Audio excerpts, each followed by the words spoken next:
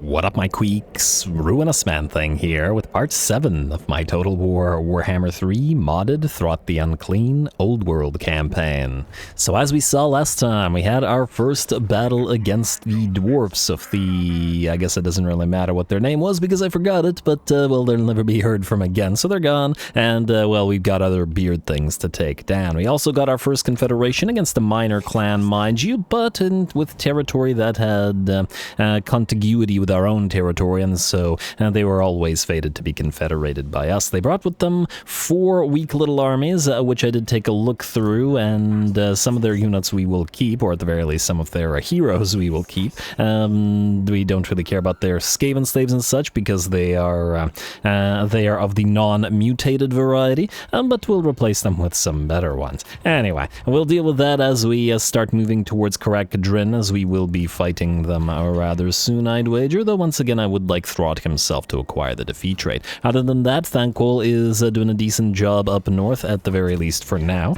and we are looking to continue building up his army and that of the first Skittis here, with his Clan Vulcan tail slashers and the fire army idea or concept, and that he's going to be using. Anyway, we're going to start this episode off with attacking the Hull of Urslo. Ooh, we also got to remember to spend that mutagen.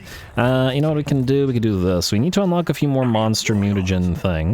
So this little wolf rat unit is well poised for that particular purpose, because even if it acquires instability, we don't really care. So we'll do this like so. Then we will go imperfection removal, which is I guess is a guaranteed death sentence for the unit, isn't it? Oh, huh. That means bloodworm, not bloodworm, ultimate mutagen, which applies 3. Could potentially be useful, but generally speaking, there are too many kind of negative ones potentially in the in this tree, or some really specific ones. Though admittedly, I do like Weeping Bone Spines for the non-poison variant of doggos. In fact, this is probably something we can use for those guys, because the dogs don't really care about the loss of their armor since they're at 15 anyway, and Weeping Blade is really quite strong, and there's no contact effect on the regular ones. Certainly something to use. Anyway, we will want to go for you then, which kills the dog but unlocks these 2, and then we will do you. Stock and Unspottable as well. Lovely. Oh, and you got yourself an instability, funnily enough, which would allow us to get these for cheap, but I don't think we're going to do that with you, as there's no need. We can recycle ya. But I guess we could wait for you to take sufficient damage until we recycle you as well. We may as well spend a little bit more of the mutagen, though, because we will need to... You know, we could do... Wait, this chieftain doesn't have Guardian, but we could give Guardian to Bone Ripper here. That feels like it makes sense, so that he can properly guard Thankful. And let's do... Where's Guardian trait? Right here. Advanced Neuropathy. Though, I suppose we could risk forced Aneuploidy, though... I mean, there's some decent traits here. Now, you know what? Just guarantee the Guardian trait, I think. Let's do that. And, ooh, okay, good. He didn't acquire any mutations. And that takes us below 100, which means this will not decay. Lovely. Now we can fight minus the heroes that need points. Okay, you're actually saving your points. I lied. Are you saving your points? I don't believe so. Go for Pestilent Breath and then put 2 points in Vermintide, and then... You might as well get Plague Rash. I mean, I also like Wither, which is reasonably cheap, and Bless with Filth. Frankly, it's a pretty darn great Plague lore with the Vermintide spam, the cheap spell spam. It works really quite nicely. Anyway, little Packmaster, you can start in Ooh, actually, do we want you to go through Scavenge? Or do we want you to go through... Well, I guess one of you can go through Scavenge, and then the second one that's going to be in this army can go through Replenish Troops. Yeah, you know what, I like that. You start on Scavenge, and the other one will start on the other thing. Makes sense to me. Alright, and then Chieftain is fine. Alright, let's fight the Hall of Urslo, and then raise it or raid it or whatever it is we're doing with it. If we had the money, I'd give them the Council Guard, but maybe, once again, we'll delay it. You know, let's give this to one of the Storm Vermin until it can be given to the Council Guard. And let's jump on in. Go.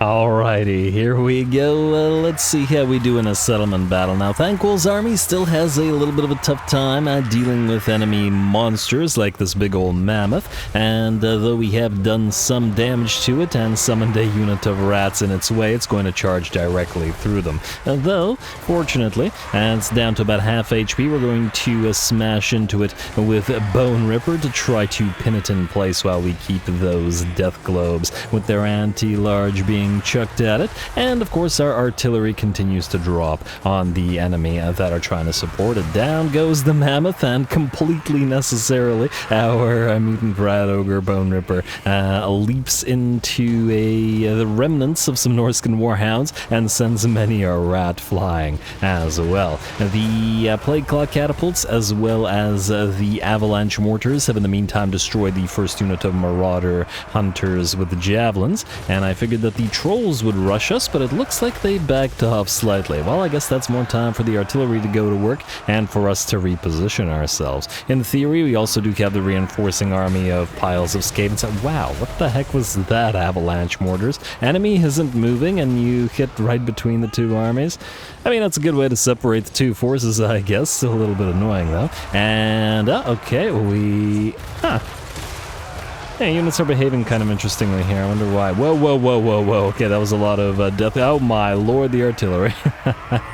Granted, these are Skaven slaves, so we don't care. And these summoned clan rats even less so, but still, it's the principle of the thing.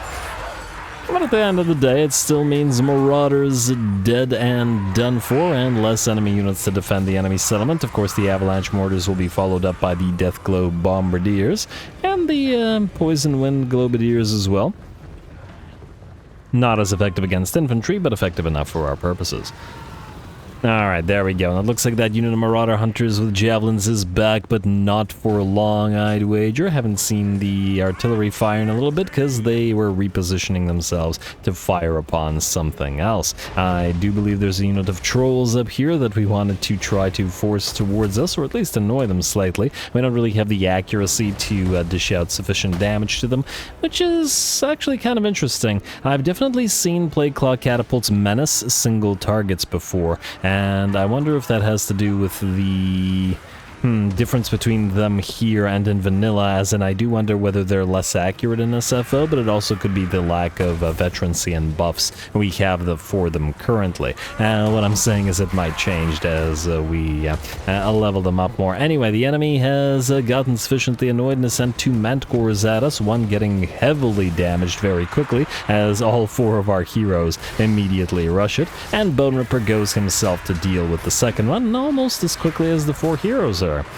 And of course the four heroes are helped out with the pile of the plague monks.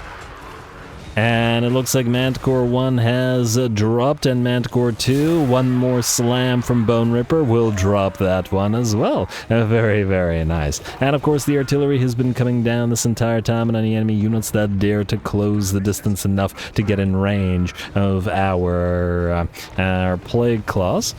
Yeah, see, again, the Norse controls wanted to rush down, and then they stopped here. Oh, I wonder if it's because... No, I was wondering if it was that they stopped just outside the range of the Poison Wind Globadiers and Death Globe Bombardiers, but it doesn't look to be the case. Curious. Curious behavior. But they're willing to charge now, and will smash into that line of Skaven slaves, having only taken about 20% of their damage, interestingly enough, to the poison winds. Yeah, this army definitely still struggling against large units, though once we have the Council Guard and then those two units of Eshin Triads, that'll be 3 additional anti-large units, pop a unit of Jezzails into the army, and it should be easier to bring down things like trolls and mammoths and all that. Gotta get Thanquol up to the point where his army can travel on its own. I mean, granted, at this point we have enough decent units in it to travel on its own. It's really not even the extra elite units that we need, but the summoning units, the summoners, to be high enough level to spam the Vermintide from the Plague Priest and the... I don't remember what the name of the ability is. The Summon Wolfrat's ability from the Packmaster. Anyway, looks like the enemies are backing off, so I'm just going to speed this up a teensy bit. bit, as nothing particularly interesting is happening, while we continue bombarding the enemy into, hopefully, enough annoyance to charge towards us once more. A unit of Berserkers here gets heavily damaged and by that artillery fire, and wouldn't you know it, a local unit of Trolls is going to sit right there. And, oh wow, what the heck? Bone Ripper charged in, and then, oh, or maybe that was his leap. I thought he got knocked down as soon as he charged in, but he might have just leapt in. Alright, there we go. Well, he certainly brought a troll down there, and we have our, I believe it was a chieftain here, and dealing with another troll. And there we go, and is that troll down? It looks like it is. In the meantime, Bone Ripper has defeated another one. The sort of elite single entity targeting units that we have here are working away at those trolls. In the meantime, of course, the enemy marauders have closed the distance with the storm vermin, but got torn to shreds by them and the plague monks relatively quickly. We also do have that lovely Moulder clanstone for at least a couple more turns to rely upon. And there we go. Here come those marauders. Storm vermin will be able to hold them back. And man, the Moulder colors kind of remind me of Rictus quite a bit, don't they? The color scheme seems very similar to Rictus. But I mean, there's only so many color schemes, but nonetheless. I feel like Moulder needs a stronger... Well, I was about to say it needs a stronger sort of greenish accent to them, but then they'd be a little too pestilency. All good. Anyway, the enemy is being held back. These are Marauder champions, mind you, so they are no slouches, and in fact are a better unit or a better troop than the Storm Vermin would be. At their highest levels, at any rate. Though this being a garrison unit, they may not be as buffed as the Storm Vermin are. We are at 57-52 versus 48 and 62. Actually, that seems about even. +9, -10 in terms of their capabilities. Alright then. But of course we also have the Plague Monks in here to do the damage, and all of our heroes and single entities. And I do believe some Berserkers have also closed the distance with some Storm Vermin down here, or at the very least are trying to cut their way through the Skaven slaves to get to the Storm Vermin. And this is also absolutely lawfully appropriate for the Storm Vermin to wait until the enemy was tired and damaged and then come in to claim all the glory. Again, definitely channeling the Skaven way over the course of this campaign, betrayal of allies and all that, and the way that we play.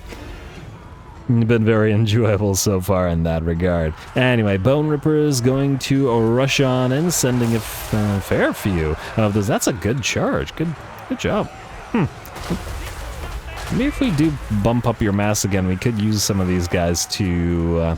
charge through enemies, kind of like Cab. I was originally thinking of doing that with Packmasters or Brood Horrors, but that might work for these guys as well. Anyway, the second portion of the battle is still skirmish. More Berserkers have closed the distance and have nearly cut their way to the Skaven slaves, to the point that the first of the units of Storm Vermin are up ahead, and we could probably move a few of them forward as well, together with those Plague Monks.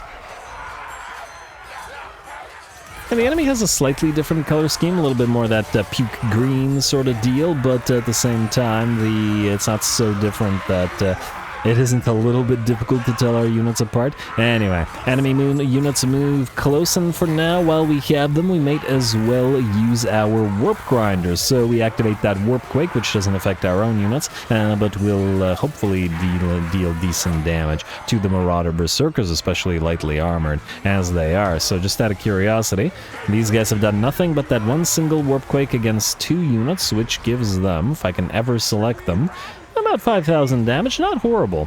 I mean, if you drop a unit of Warp Grinders in the middle of a blob, it can certainly do work, and I do intend to keep some of them in a few armies. Anyway, over back where the main sort of aspect of this fight, or portion of this fight, is happening, our Poisonmans and Death Globes are working away at the enemy cav, the range cav, while Bone Ripper is attempting to use his mass to try to get towards the enemy chieftain, and the Storm Vermin and Plague Monks continue dealing with yet another, I should say, unit of Marauder champions. Probably a good thing that the Marauder champions came down this way where Thanquol is commanding the main host, rather than where the minions are still fighting up in that ramp. Probably one of the last fights for this warlord to be on foot rather than on a on a Bonebreaker mount as well. That will probably, or well, the Warlord, but anyway, Chieftains as well. I figure there will probably be a couple of armies where we keep the Chieftains on foot rather than on Bonebreakers. Maybe to lead Storm Vermin. And that might make sense. As I feel amongst clan rats, we could probably value the presence of the Bonebreakers a little bit higher. But anyway, that's for the future, not for this particular battle, as the enemy will at last break, and the battle is ours. A little bit of playtime for pretty much every unit in this army, which made it a lovely little siege.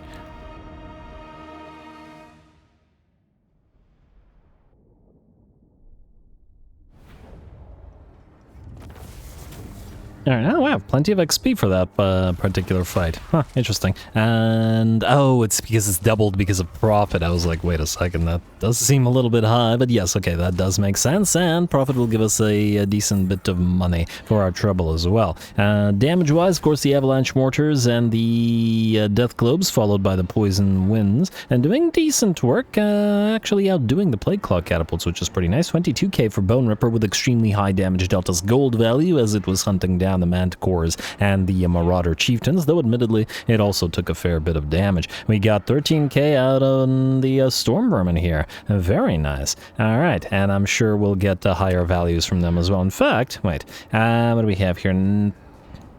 I guess we want to raise it. It's 4k, probably not going to say no to that. Alright, raise the place and stop moving.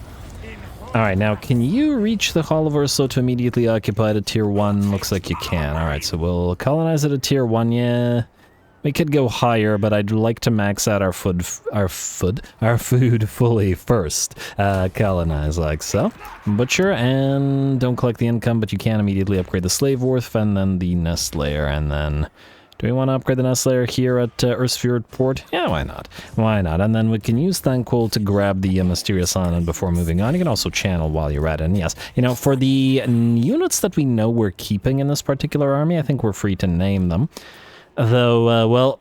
I can't promise you guys that some of your named units won't acquire instability, so if they die because of it, they die because of it. Anyway, you're going to be Radakan Fighters, and you are going to be Blackguard of Moors. Ironically, somewhat ironically, but because it's Moulder, but at the same time, with Thankful having representatives of every great clan, kind of makes sense. Also, fantastic name. I love it. Anyway, Plague Monks. Technically speaking, the Plague Monks will be involved into Censor Bearers, but I'm pretty sure that they will keep their names when they do. So you can be Suhi Vert, and you can be Blightbringers. Alright, who else are we definitely going to keep? Other than Bone Ripper, I'm not entirely sure who we're definitely keeping. We'll probably keep at minimum one of the Plague Claw Catapults. Whether we keep two, I don't know, but let's at least name one. All right, you can be Upchuck Chuckers. There we go, pretty good as well. Alrighty, and that was 2 levels, 1 level short of Envoy of the Council. We will definitely get some use out of the diplomatic relations with other Skaven, because we'll want additional confederations. Respected and feared is definitely something we're keeping in this army. And we'll have to figure out what other traits we want to go to. I think since Infiltrator only buffs the Gutter Runners and Night Runners, we will want to forego using those in favor of the... Engineering skill. I wonder, maybe... Doom Flayers instead of the range stuff? Although I have been enjoying the range stuff in this army. I'm undecided yet. You know, hold on to those points for now. We should get at least 1 point in Howling Warp Gale. You know, Manticores and such, they do irritate. And Thankful's going to be a big old target when he's on his Screaming Bell, so that Scarred Veteran is probably a good pick as well, at least early on. You know, let's go Evasion first, but then we'll probably get Sneaky and stuff. There's also Arcane Conduit to think about. And the Dreaded 13th, if we want to summon the Storm Vermin, though it's so expensive that it's... I gotta think about it. Although it'll actually be cheaper once we get the appropriate text, so maybe. Alrighty. Again, I like the cheap spammable spells rather than the big spells, but anyway. Krokronid, you're... You know what, actually, let's move you down to Inkadevna for now rather than Janica. I was gonna have you go for Choika, but at the same time... we don't really care about Janica, whereas Inkodovna is at the very edge of this particular territory, or this particular set of settlements, isn't it? So it's probably safer to do this, I think. Alright, anyway. Let's see who else needs to move. Skittis, which one are you? Oh, you're waiting for next turn to begin recruiting. How long until we get the... oh, okay. 5 turns of dominating scheme, so we're fine there. Bilefitch is fine in the sense that he just gotta keep waiting until somebody's ready. And then... Ramamute, you're one of the new guys, and then Rat Burglar, you're gonna steal some tech. Go steal some tech, then. And we got a free scavenger for fighting humans, and another success. Well done, little Rat Burglar. I think this might be the most successful first tech thief I've ever had, so it's a blessed by the horned rat name, and by the looks of it. Anyway, okay, Sharnagrin, you're gonna start spreading stuff out. You're good as your garrison lord and assign skill points, building upgrades under cities, commandments. Where? Carrick Ankle. Oh, the new territories. Right. Okay, I should have taken a closer look at this between the episodes. Delete the scavenge pile here. And here. Upgrade this, I guess, next turn once we pop in. Well, you know, don't bother with expansions planning. I think we can go for efficient planning here. We already have an arsenal here, which is good. I think we'll keep it. And we can get rid of the scrap heap and the breeding pit. And do we need the back tunnels here? You know, for now we do, but we will delete it later. Keep the pestilent nave as well, just because I don't want to, you know, rebuild it. No, why not? These can be replaced by the arcane generator and the public order building, the bell foundry. This will eventually delete. And the rest of this is, for now, good. We'll get rid of this breeding pit later as well. Alright, and the other territories that we've gained, you, Kalanora, okay, delete both of those. Switch to, again, efficient planning for now. You don't collect enough income for us to worry about you. This place is okay, but we will probably want to upgrade at least the lumber yard, and probably the public order. Again, we are fairly... Oh, and get the food building. We are fairly reliant on... Probably want to build a food building here. I'll think about it. Anyway, fairly reliant on something. I forgot what I was going to say. Well, it's too late now. And what are you in? Efficient planning. Okay, good. You're fine as you are, more or less, but let's build the Taskmaster's platform there. And I believe we're good to go. Alrighty. What's the likelihood that Ungrim attacks us next turn? Low? I'm gonna hope it's low. Well, he'd probably win against this army, though I want to keep these heroes because they've got good traits. And hopefully if he can... Well, it looks like he can't go after Absit. I do like your Packmaster, so I would like you to survive, so back off slightly. Alrighty, and I believe now we're definitely good. You can actually move southward, but keep the public order up and running. Oh, the loyalty ain't great either, but that's life. End turn. They have ended their non-aggression pact with you. Now, why would you do that? Wait, strategic threat is going to be -8. Why is it decreasing by 15 if it's only -8? What the heck? Huh, I guess some kind of positive thing has disappeared. Well, this is unfortunate. Don't make us kill you, Lamian Sisterhood. I was hoping to actually ally with you. Well, we'll see. Another Confederation, man. The Empire is certainly confederating quite a bit lately. Good for them. Constructor, Practice Goaters is up and running. Mission issued. Combat focus. Ooh, recruitment cost reduction. All we have to do is recruit a unit of melee infantry, eh? Now, here's the question. Okay, first of all, wait. You go to Belava and then colonize it at Tier 1. I would like to see something, though. Yes, colonize at Tier 1. Sit there. Obviously, we're not wasting Throt's time. And then you can switch to... I'm going to say efficient planning for now because we still have to be wary of the massive loss of control from the Confederation. Where is you? Not Thankful. Pustich. If we do this, and we get a Skaven slave like this... it is completed. Beautiful. Okay, we're going to have some cheap recruits now. Lovely. Thankful, go and grab the Mysterious Island here in regular stance. Free a little bit of XP or money or whatever. And we're going to go for Mushroom Stew to power up the army. Mathland's Blessing is always nice to have. Then you can land again.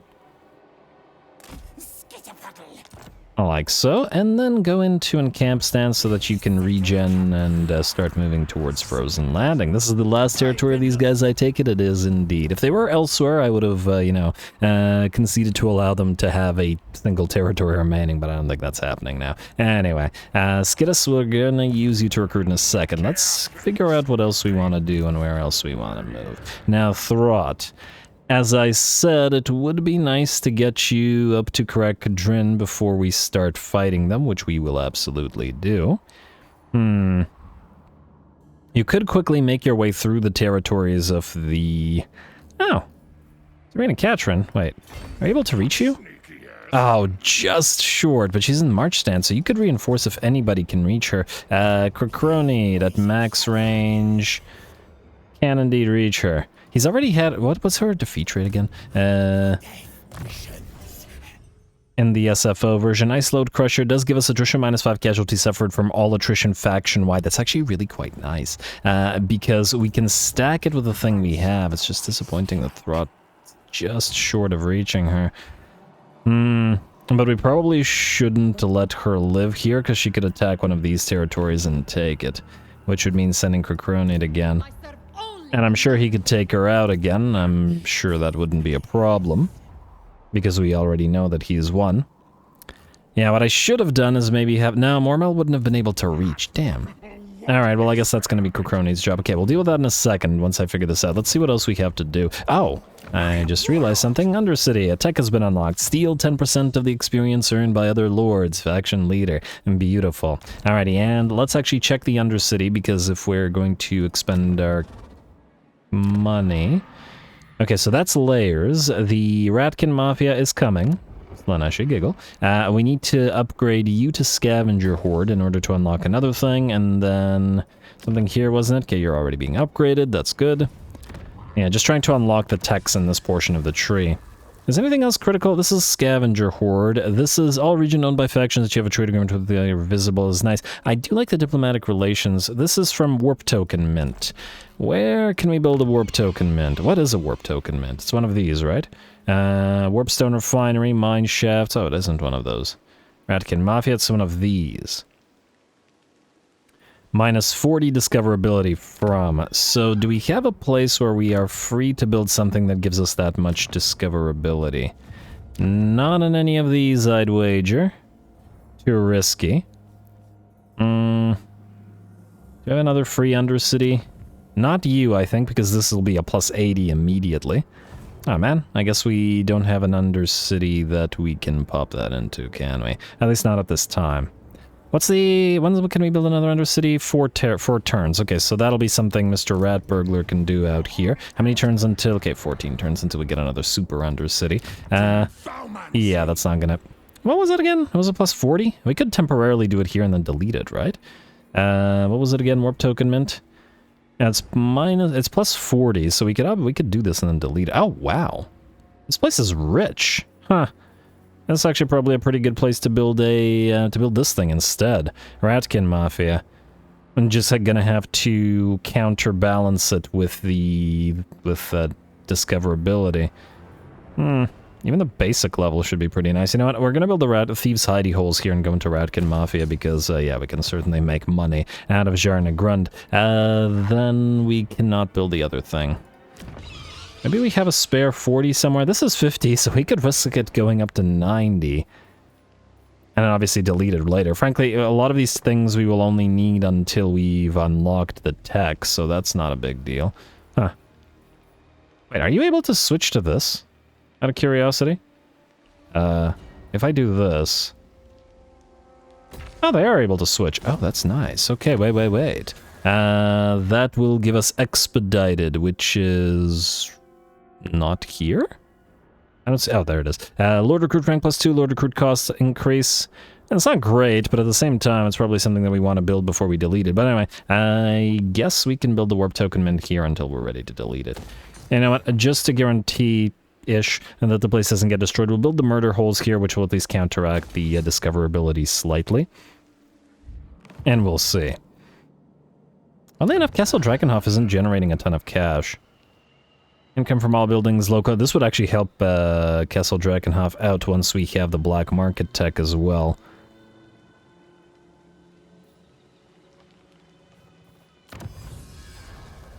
Where is the black market tech? 1 second, it's right here. This is the same thing from Ratkin Mafia? Yeah, okay, so we'll prioritize getting that next. Alright, I like it. And also, what do we have in Tunnel Zoa? 205 Rat Force. Alright, going good tech-wise. Soon we'll be able to go through these and, ooh, the food capacity. But, I want to start with Domesticated Warfare because it will be... It will be a lot of free XP for Throt, and we booked it towards it to make best use of it while we have profit for those two to combine. Anyway, Scout. You, sir. Our first Scout. Now, would it be... We could probably reach Rictus fairly quickly like this, or, well, actually, you know what? Travel through Vlad's territory, because this way you won't run into Tzeentch, and I kind of... I mean... it's a lot of extra turns that we have just to avoid the Tzeentchans. But it might be worth it. I mean, I guess there's a couple of other Skaven clans you might be able to run through by going like this, so go like this, I guess. Fine. Go find Rictus, and then go southward to Moors after. A Rat Burglar, might as well move you now. Avoiding the Tzeentchans... I'm honestly not even sure it's possible here. Maybe we should just ignore avoiding the Tzeentchans. Huh, if we send you all the way... You know what? Get a couple more steel techs of this place. Hey, another success. We have 9 turns. 1, 2, 3. Like, if we try to bypass this and travel away from the enemy's settlement. 1, 2, 3, 4, 5, 6. This will be an enemy settlement, so probably 7 turns. If we can get this up to maybe 10... and then you can travel while not stealing and avoid. I hope, if that made any sense. Anyway, starting from the bottom now, because I don't want to think about moving these guys. Obscythe, you are going to join Mr. Crocronid. Hellscurry, Hallscurry, you're kind of fine here. Frankly, you guys are kind of just providing public order. So Absit, you are going to go into an camp stance and keep moving this way. Just to generate food.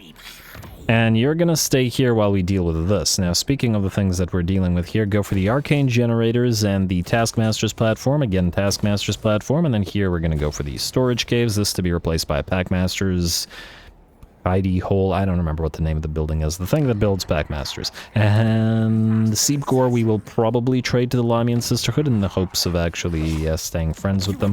Please trade us Bloody Spires. No. Ugh, if only we could buy a Doomsphere from Scryer. Wouldn't that be just lovely? Oh, right, we need to recruit this turn. Okay, so, Skittus, you're gonna take advantage of the relatively cheap recruitment. Let's do...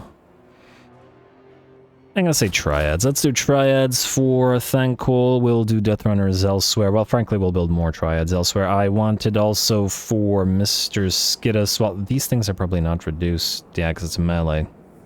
Huh. It also includes monsters, does it? Should we want to get some monsters in there? Well, that's neat. These only take 1 turn. Oh, okay, so we should wait the turn until we recruit them. And we should give... Thankful a single Warplug Giselle unit at least. How expensive are they? 178. Oh, right, these guys are about 300 once we're out of the place where that is reduced. Alright, fine. We'll do 1 Warplug Giselles. Whether we keep those in his army, I don't know. We'll do 2 Poison Wind Mortars for the Fire Army. Burning Winds, you might say. And I might give them the Avalanche Mortars. I'll think about it. Again, I'd like to keep the Regiments of Renown to 1 per army, so that's, yeah. Anyway, and then you can have... I don't want to go overboard in the Warp Fire Throwers. On the other hand, they're pretty critical to the army, so let's do 1, 2 for now. Because we don't have the money. Okay, we need to fight to get more money. Okay, fine. Crocronate, I guess that's you then.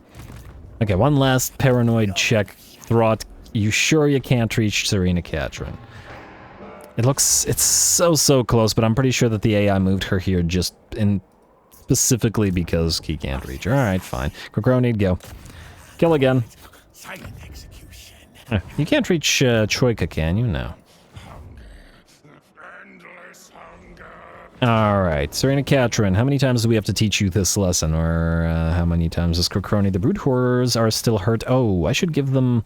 Wait. 89, okay, yeah, I should give them Vanguard deployment in this army. It's actually pretty key a thing. But anyway, for now, go.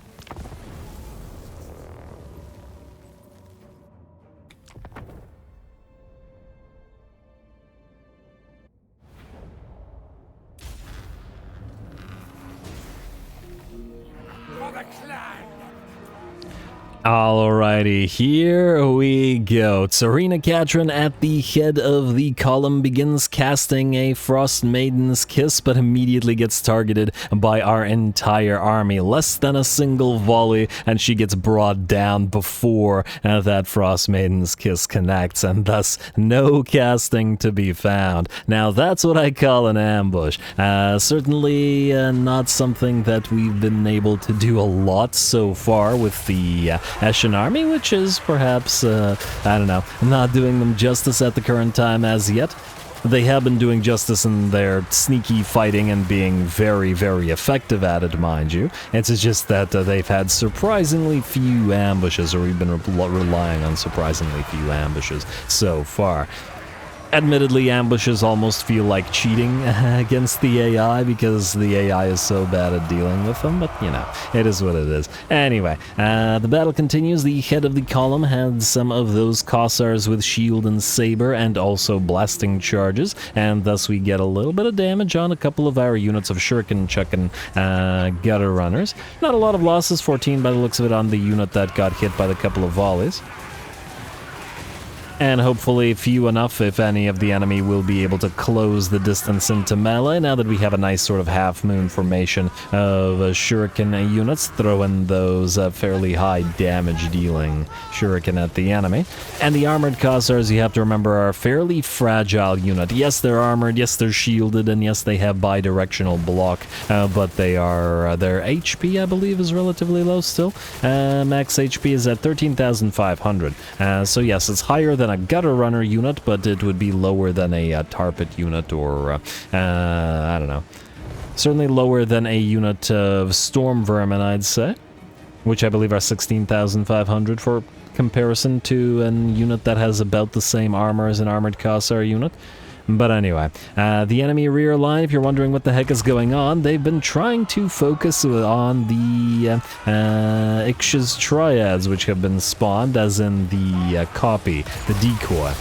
And that means they've been wasting their time here. The Warp Lightning will herald the arrival of all of those slings. A Doom Rocket comes in from our engineer, and I do believe the battle is nearly done. Again, this army of ours functions more like an archer army, it feels, and then a slinger army, especially considering that we went for the maximum amount of range buffs that we got for the slingers, giving them, at least with ballistics calibration up and running, 217 range, which is really solid. I don't think there's a unit of regular Kossars alive to compare them to, but I'm willing to bet it's significantly lower. Probably around the same 160, 170 mark of a unit of Streltsy. And when you're being outranged like that, oh, it's actually 140 on the regular Kossars. Well, yeah, they're no ice guard, I guess. And they have to move way too far forward to close the distance with us. Admittedly, they're also slower here. Oh, and they're probably debuffed by the fact that Tsarina Katrin's army was foolishly in march stance. Not to worry, though, since she did get confederated by Boris Ursus, we will see her again, and as I said, I would like to get her defeat rate on a couple more lords, because we have already a 75% reduction to all attrition via the technologies. We got another 5 from Tsarina Katrin's first defeat, meaning we have 80% on all armies. I do believe... what?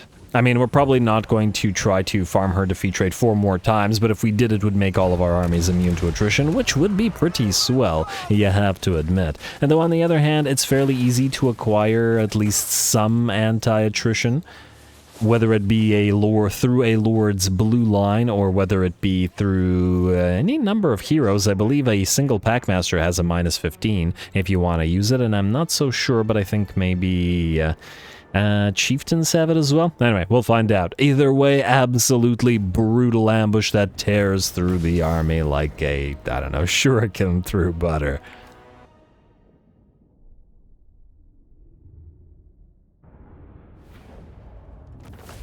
Alright, there we go. Poor Tsarina Katrin just basically melted under ranged fire from our entire army before she could cast a single spell. Worked out nicely for us, though, as we thus took extremely minimal damage, 1% of, or less than 1% of our army, and sell off of the enemy.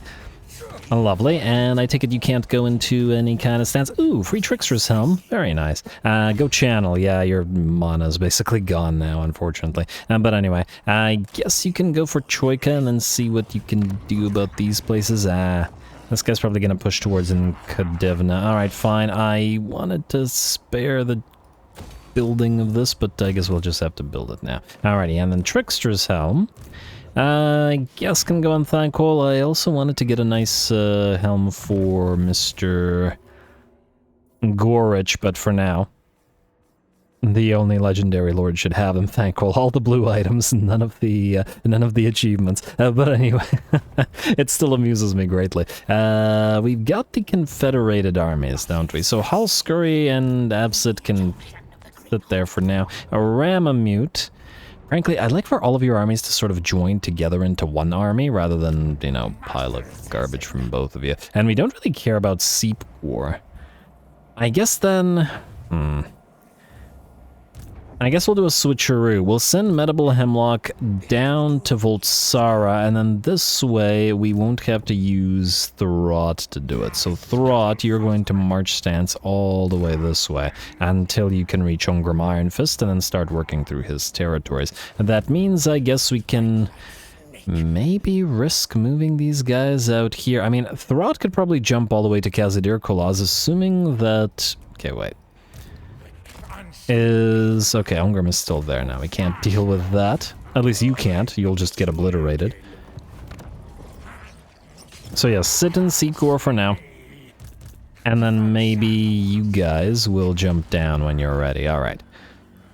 You're good now until everybody's where they're supposed to be. Aramamute is... Oh, I just moved you. Do you need the public order here? If it's a territory we don't care about, you technically don't need it. So go into an camp stance so that you can generate us a little bit of food instead, and keep on mixing it out. Medable Hemlock, you're gonna proceed to Voltsara, so go right here in enemy territory. You don't need to channel. Oh, what you do need though is... Okay, wait a moment.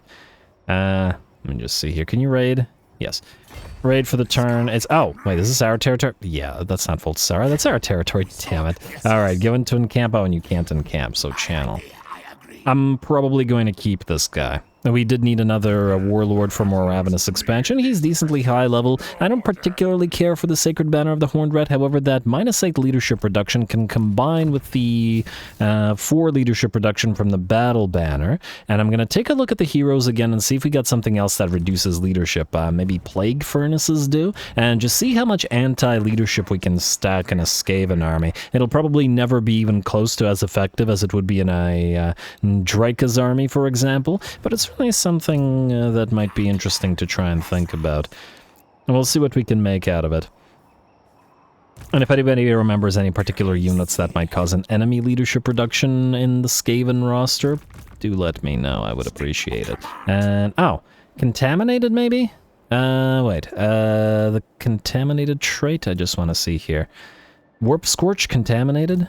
Who here has Warp Scorch? Okay, so -3 leadership for Warpstone Scorch, which isn't much, but it's something. Warp Quake does not cause leadership reduction, but it does cause damage. Do any of the Globadiers do? No leadership from Warp Gas, really? My leadership would be dropping if you know, somebody's chucking poison wind globes at me, but anyway. You guys have the regular poison, so that doesn't help, but what about the Censor Bearers? I just want to theory craft this anti-leadership army real quick. It is one of the fun aspects of the game, in my opinion. Weeping Blade is just armor. Man, I love how many contact effects Skaven have available to them. It's really nice. Censor Bearers, they also cause Contaminated, so -5 leadership. Meaning... So between them and Warpstone Scorch, that's a -8 leadership. Combine the two units together, perhaps. Might be a decent idea, though they will be fairly fragile. And do we have any anti-leadership auras? Just a damage aura, that's fine. Warp Fire Throwers, I assume, also cause Warpstone Scorch. Yeah, same sort of deal, but at range. Jazale's is just Shield Breaker, huh. That's actually potentially a good excuse to put a couple of Warplug Jezzails in the Eshin army to do that. This is just Poison Wind. It causes no further leadership reductions. I wish I could see if you... Okay, yeah, Aura of Rot, obviously. I wish you could see if you provided any leadership reductions on your mount, but I guess we'll see it when we just get you on field. You have the Assassin's Trophy, but that doesn't work for that particular purpose. You also have Warpstone Scorch, which is similar to the other units, so unless I'm mistaken, there's no other unit that does it. There could be a hero trait, though, which I will take a look at, but I'll do it later because I don't want to waste time going through all of them right now. Anyway, Skittis, you have nearly reached Carrick. It's funny, by the time you've reached it, it's already, the public order is already basically maxed. You're actually not going to be needed soon. You know what, just then slowly start moving through this territory. You're going to be our plague guy. So, the Pestilent army will be you. Pus Stitch, is there any reason to keep you in Hall of Urslo? It's a likelihood that these guys can leave it. I guess I don't really care. Let's go into raiding or encamp stance and move together with Thanquol. There we go. Anybody else? Let's check Diplo. Alright, Diplo stuff. What do we have here? Any trade agreements? Legion of Setup nearly there. They actually don't like us very much. They just want a trade agreement, but since they're not friendly with Vlad, I guess we're not going to do that. Vacan Knights want a defensive alliance, but I'm not sure I want to compete for territory with them, so we'll see about that. A Borden, Covenant, Goromadni tribe want peace. But I don't think this serves any purpose to us, does it? How much money? 9k? We could take it from them, but it would allow their faction to recover. Is their capital still a Choika, incidentally? It is. How much do they hate us? Minus 163. I mean, if we bypass Choika and take Vitsi, we could still have the Erengrad territory, which is the one that we wanted here. I don't really care that much about Choika and Janica, really at all. Although, we don't have pottery elsewhere, so there's at least that. You know, I'm going to think about it, but I'm not going to peace out with them now. Anyway, we wanted to do the rest of the recruiting for Skittis. I believe that was going to be 2 more Warp Fire Throwers for the Fire Army. He's already got 5 of the Clan Rats, which is solid. He'll need heroes. He's got the Poison Winds. You've got the... What are you missing? Oh, you're missing the 2 Eshin Triads for Thanquol, which you'll build next turn, but otherwise you're looking okay. Everything else okay? I think it's okay. Yeah, alright. I'll leave it there as it is then. And that's basically all of our cash, meaning probably nothing to be built unless... wait, is there a territory where... Oh, right. This place. 4th Circle, you need an Arcane Generator, which will take all of your cash, and then these places... Our public order is now still dropping, really. Still a -2. We are getting a -8, which will turn it into a +6, but then we'll lose the dominating scheme, which means a +3, meaning the place will never get maxed out. Oh, we also have spread counter rumors, which is +2, meaning this will be +1, meaning we have no choice but to build. Taskmaster's platform here is if we ever want to collect money. I guess that's what we'll do. Oh. Although the expansionist planning will also reduce, but what I wanted to do here was build the Taskmasters platforms. No, Pits of the Packmasters, rather, for more Packmaster capacity. We need them. More trade agreement, more Rat-Kateering. And I'm still probably going to do that. Though we would generate a little bit more money out of the Overseer's lookouts. But maybe the one here is sufficient. Though admittedly... No, you know what? Yeah, we'll do Overseers. Nah... I'll think about it. It might be better to delete this Overseer's Lookout and instead replace it with a Clan War Council because it has faction-wide buffs. Admittedly, they're nothing crazy, but the campaign movement range faction-wide is nice. And the recruit rank for Warlords is also really nice, meaning if we can get 13 of these... And then we can get Lords all up at rank 13 on start, meaning at least for the Warlords, we can start them immediately as soon as they're recruited with the Verminous Expansion trait, or Ravenous Expansion trait, which is a +4 income from buildings faction-wide. Province capital settlement buildings faction-wide and growth faction-wide, both of which are quite nice for empire growth. But that's in the future. For now, skip, and unturn. Alrighty, what do we have here? Glittering Scales, but at the cost of 5 loyalty on Skittis, who I don't know if he can easily generate loyalty, much as I'd like the Glittering Scales. On the other hand, do we really... I don't really care if the Isles of Skaven slave slingers rebel. Maybe it is worth it. Alright. And hello, what do we have here? Hey, copy the symbols again versus more chromatic armor, so more glittering scales. I like copy the symbols, I really do, but I'm not going to say no to another chromatic armor. -3 loyalty, but worth it, hopefully. Technology research, there we go. Steal, 10% of the experience earned by other lords for faction leader, which should allow us to max out Throt reasonably quickly. Now, these are nearly complete, which means it will probably drop by like 2,000 to 3,000 gold per turn in terms of predicted income, but they will be delivered to their armies. You, my friend, are going to need 2 of those Eshin triads while they're cheap, and should we need further recruitment, we do have 3 more turns of the dominating scheme. Next up, we got the techs, and black market is the next thing. Income from trade plus 10% for every ally. Granted, we don't have a lot of allies, but the diplomatic relations with all factions is really nice, and I want to bump that up by the warp token mint, which I think we started building somewhere, right? This thing.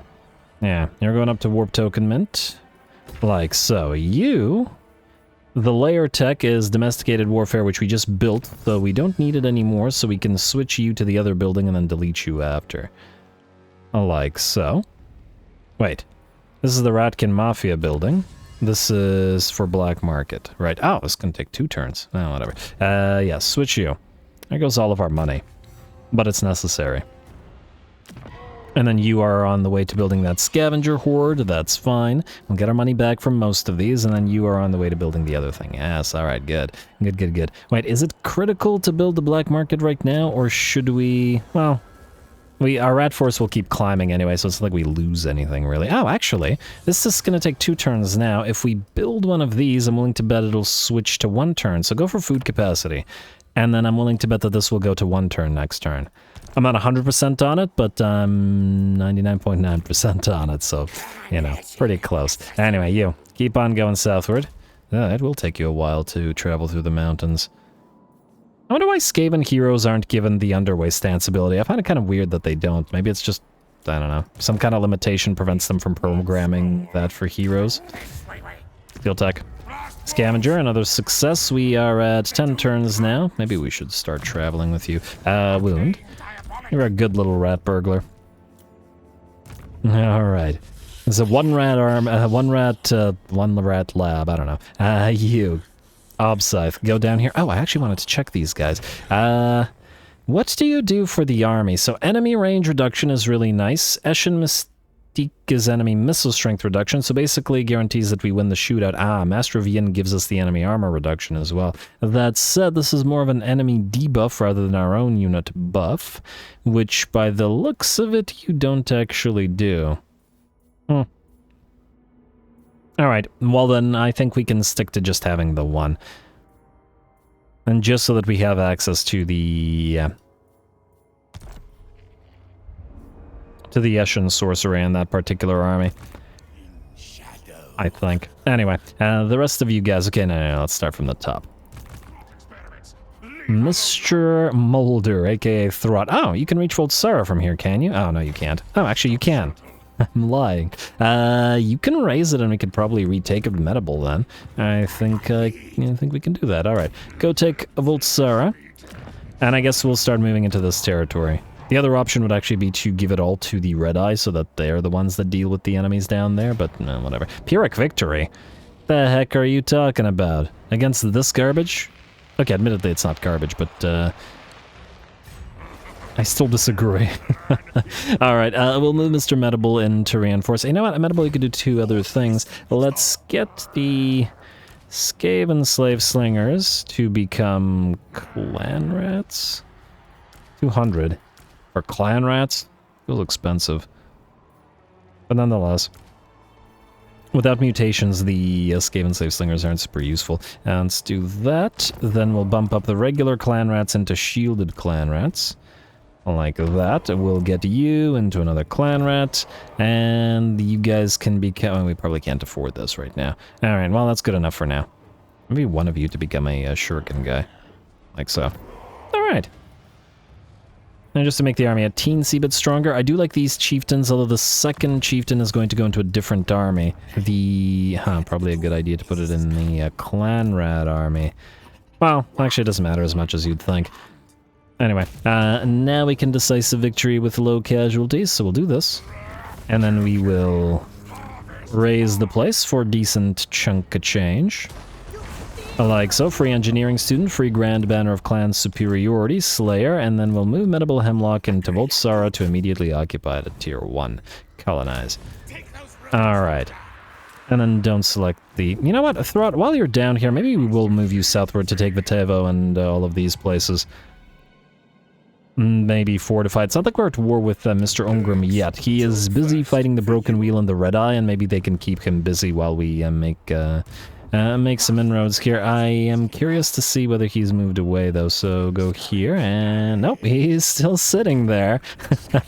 Mistrustful of a possible Skaven attack, perhaps? Perhaps unsurprisingly. But what can you do? Anyway, Escidus, you are going to go into, I don't know, past Karak Peak. Frankly, I'm not sure it's worth it keeping you around at this point, but... It's not like you're really costing us anything. 216 Skaven slaves are free, so nah.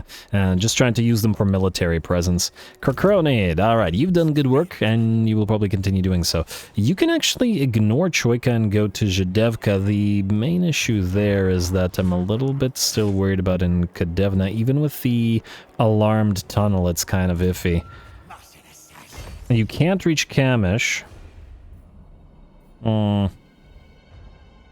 Maybe we should start taking these territories while these guys hold the ground. Then at least we can use them for now to protect this border. And then swap out to betraying them later on. Man, the Skaven campaign really makes you think Skavenly, doesn't it? Like, I keep thinking in terms of who, not in terms of who we could ally with, but in terms of who we could betray at some point down the line. Anyway, you are going to move southward to follow those guys around. Alright, we should probably delete these armies. So you're going to go into ambush stance, and can you ambush outside of this place? Yes, go right here.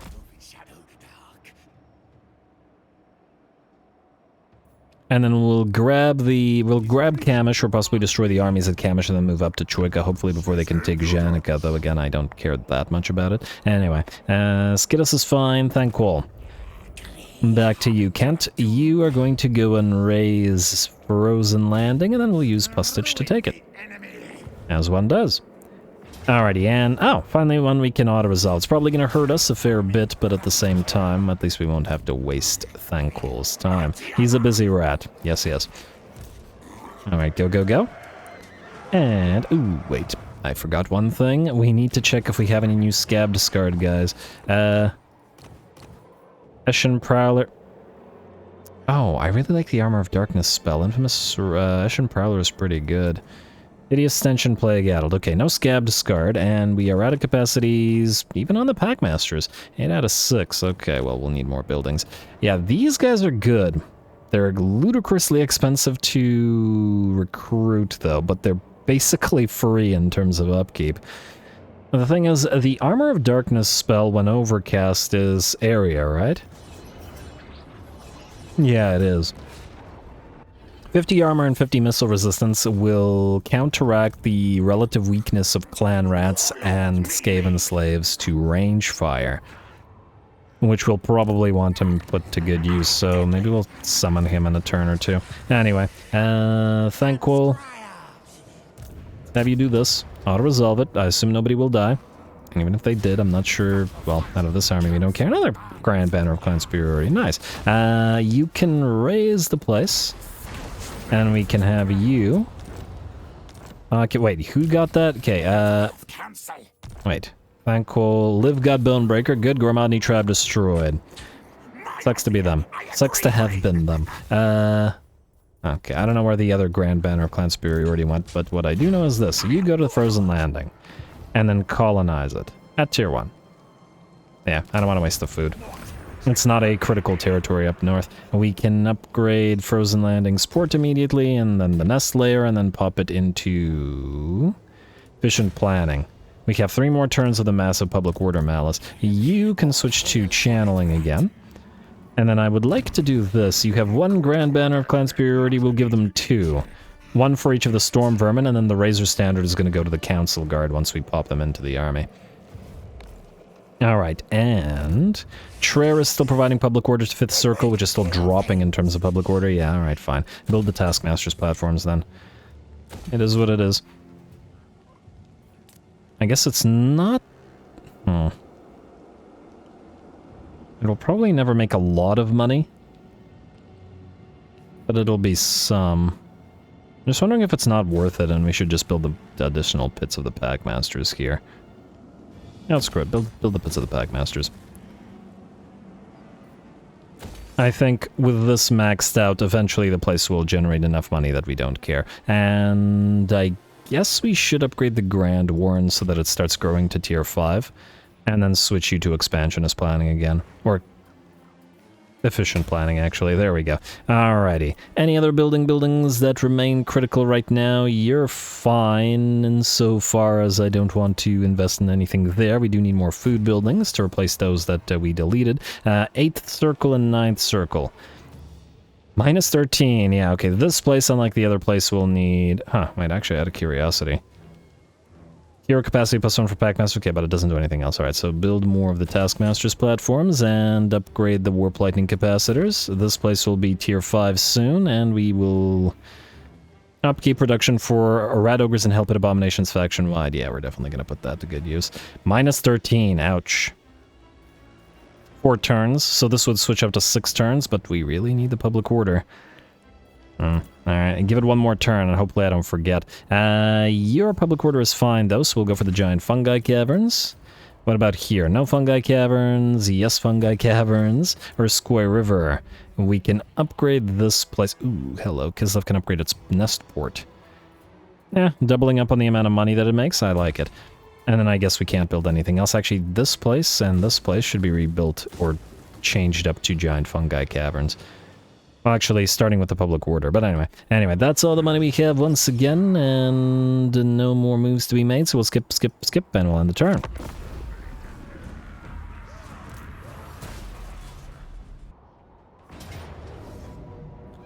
Ambush for Crocronid. Hey, alright, so moving down here was indeed the right move. I really hope that the Brute Horrors don't take tons of damage here.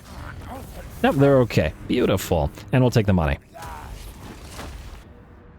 What is this attempt? With just zombies and skeletons? They'd get obliterated by piles of menace below, don't bother. Take the money, though.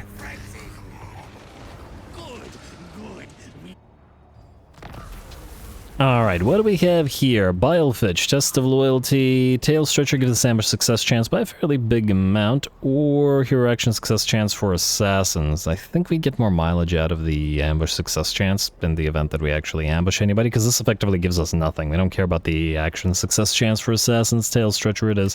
What do we have here? Flayed Tail and Warpstone Armor. Character or a leadership effect, -3.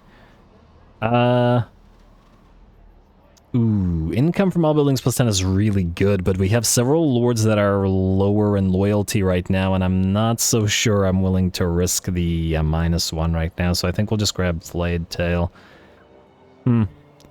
Wait, so characters or a leadership effect -3, meaning our lord gives less leadership. Oh, but we do get a Warpstone Armor out of it, which is fantastic. Oh, in fact, I know exactly who I'm giving this to. Okay, seize claim it at once, yes. The Warpstone Armor cause... Oh, Gragumagar clan got destroyed. I was hoping to redeclare war on them, but oh well. Creator Constructor, Flayed Tail. Technology researched, good. Warpstone Armor, Growth Fat Patch available, good. Would like to give to Gorich. He's an infantryman, sir. May as well give him a mini Mortis Engine effect, right? Yeah, that's not Gorich, that's a Triven. Why are you lying to me, game? Warpstone Armor. Hopefully we could get a few more of these. Enable defend melee, affects enemies in range, short range, but Mortis Engine effect. Yes, that will combine with his spin to winning to hopefully give him a massive amount of HP. He now has Scalm for additional healing should he get significantly low, and Death Singer for Frenzy, Death Blow, and Regeneration. Admittedly, he already has Frenzy, but it's still pretty good in my opinion. Anyway, Matevo's probably the next on the menu, but let's see about this. Now we can get Black Market in one turn. Or do we want to go Warpstone in one turn? I'm gonna say start with Black Market. What's our allies at? We have just Clan Creepus and Gloomfang. Well, and Bone Rattlers, I guess, but they're, you know, they're good. We're gonna kill them. Steel Fist Reavers want to trade. Well, as long as they're not holding any territory that we care about. Oh, they are fighting Legion of Chaos, but I don't mind trading with them. I'm just not gonna do any other kind of, agreements with them as yet. And if we want to or need to betray them later, we will. It's just that we don't like chaotic wastelands, so we certainly don't want to bother with occupying it. Clan Creepus is fine. Borden Coven nearly wants to peace out, and we can ignore it. Alrighty, now. Are we... Ooh. Rorik Finson, what are you doing over there? Ooh, Skittus. You cannot jump... Well, actually, you can. It'd be faster to go to third circle first, get a little bit of extra public order, and then jump over there. Yeah, I think so. Alright, go to third circle. We'll jump past this to deliver units to Thankful. Assuming that there is no other heroes that we need to generate to send down there. Now, the first pack master here is going to Thankful, and you're Plague Scarred, yes? Scab Scarred, rather. In theory, we could use another one of these with Thankful, but Skittus needs them more because a Clan Rat army really needs the Vermintide ability. But I will still keep a lookout on these guys. And get you if we have enough. Yeah, anyway. Throt. Start from the top again. Now, since we're not yet at war with the dwarfs, we can send you down to Vitevo town, erase it, and then Metable Hemlock to occupy it. What do we have in terms of defenders? A little enough for us to be concerned with. So, close victory. I think to bet it's not going to be so close as soon as you make it forward. Like so. And like so, there we go. Out resolve. Obviously, we would win that with no problem whatsoever. And then once again, raise. And stop moving. Alright, Scroll of Leeching I don't care for, but hopefully we can turn it into something else. Metable Hemlock, you have a Ranger standard. Keep it for now. Bonebreaker, Bonebreaker, Bonebreaker. Everybody's getting Bonebreakers, and the thing. Which I'd love to put into Throt's army, but I feel like we're better off putting it into another. You're gonna colonize this at tier... Oh, that'll take us down by one? Yeah, fine. Colonize it at tier 1. And this is kind of a buffer territory at the current time, and I feel like maybe we don't want to waste our time with... investing too much into it. Decent likelihood that it gets hit either by Draika or by the Visenland and Nuln. What the heck, Vlad? Anyway. And just to double check. Warpstone is unlocked by... Okay, we've still got these things building. You're still building... Okay, one turn. And then what about you? Huh. Hopefully it doesn't get rebel and then get obliterated with all of our Undercity stuff by rebels. Will this be the one time rebels actually do something? Oh, that would be so infuriating. In fact, Skittus, go back here just in case. If the rebels take it, we'll want to grab it ourselves real quick and then trade it back to the... trade it back to Valkia. And this would allow us to take Bloody Spire, so maybe it would be worth it, depending on what the rebels do, whether they can take it. As we saw with the orcs, it's unlikely, because it seems like the game doesn't want to let you do that. But we'll see. Anyway, in Kadivna, we'll need to upgrade you to tier 3 in order to make you better, but, well, for now, we'll just hold off. We'll do buildings in a bit. Let's go for you, killing this little army. Make sure it doesn't come back. And I guess we're going to have to go after Troika after all, aren't we? Oh, it's a tier 4. Huh.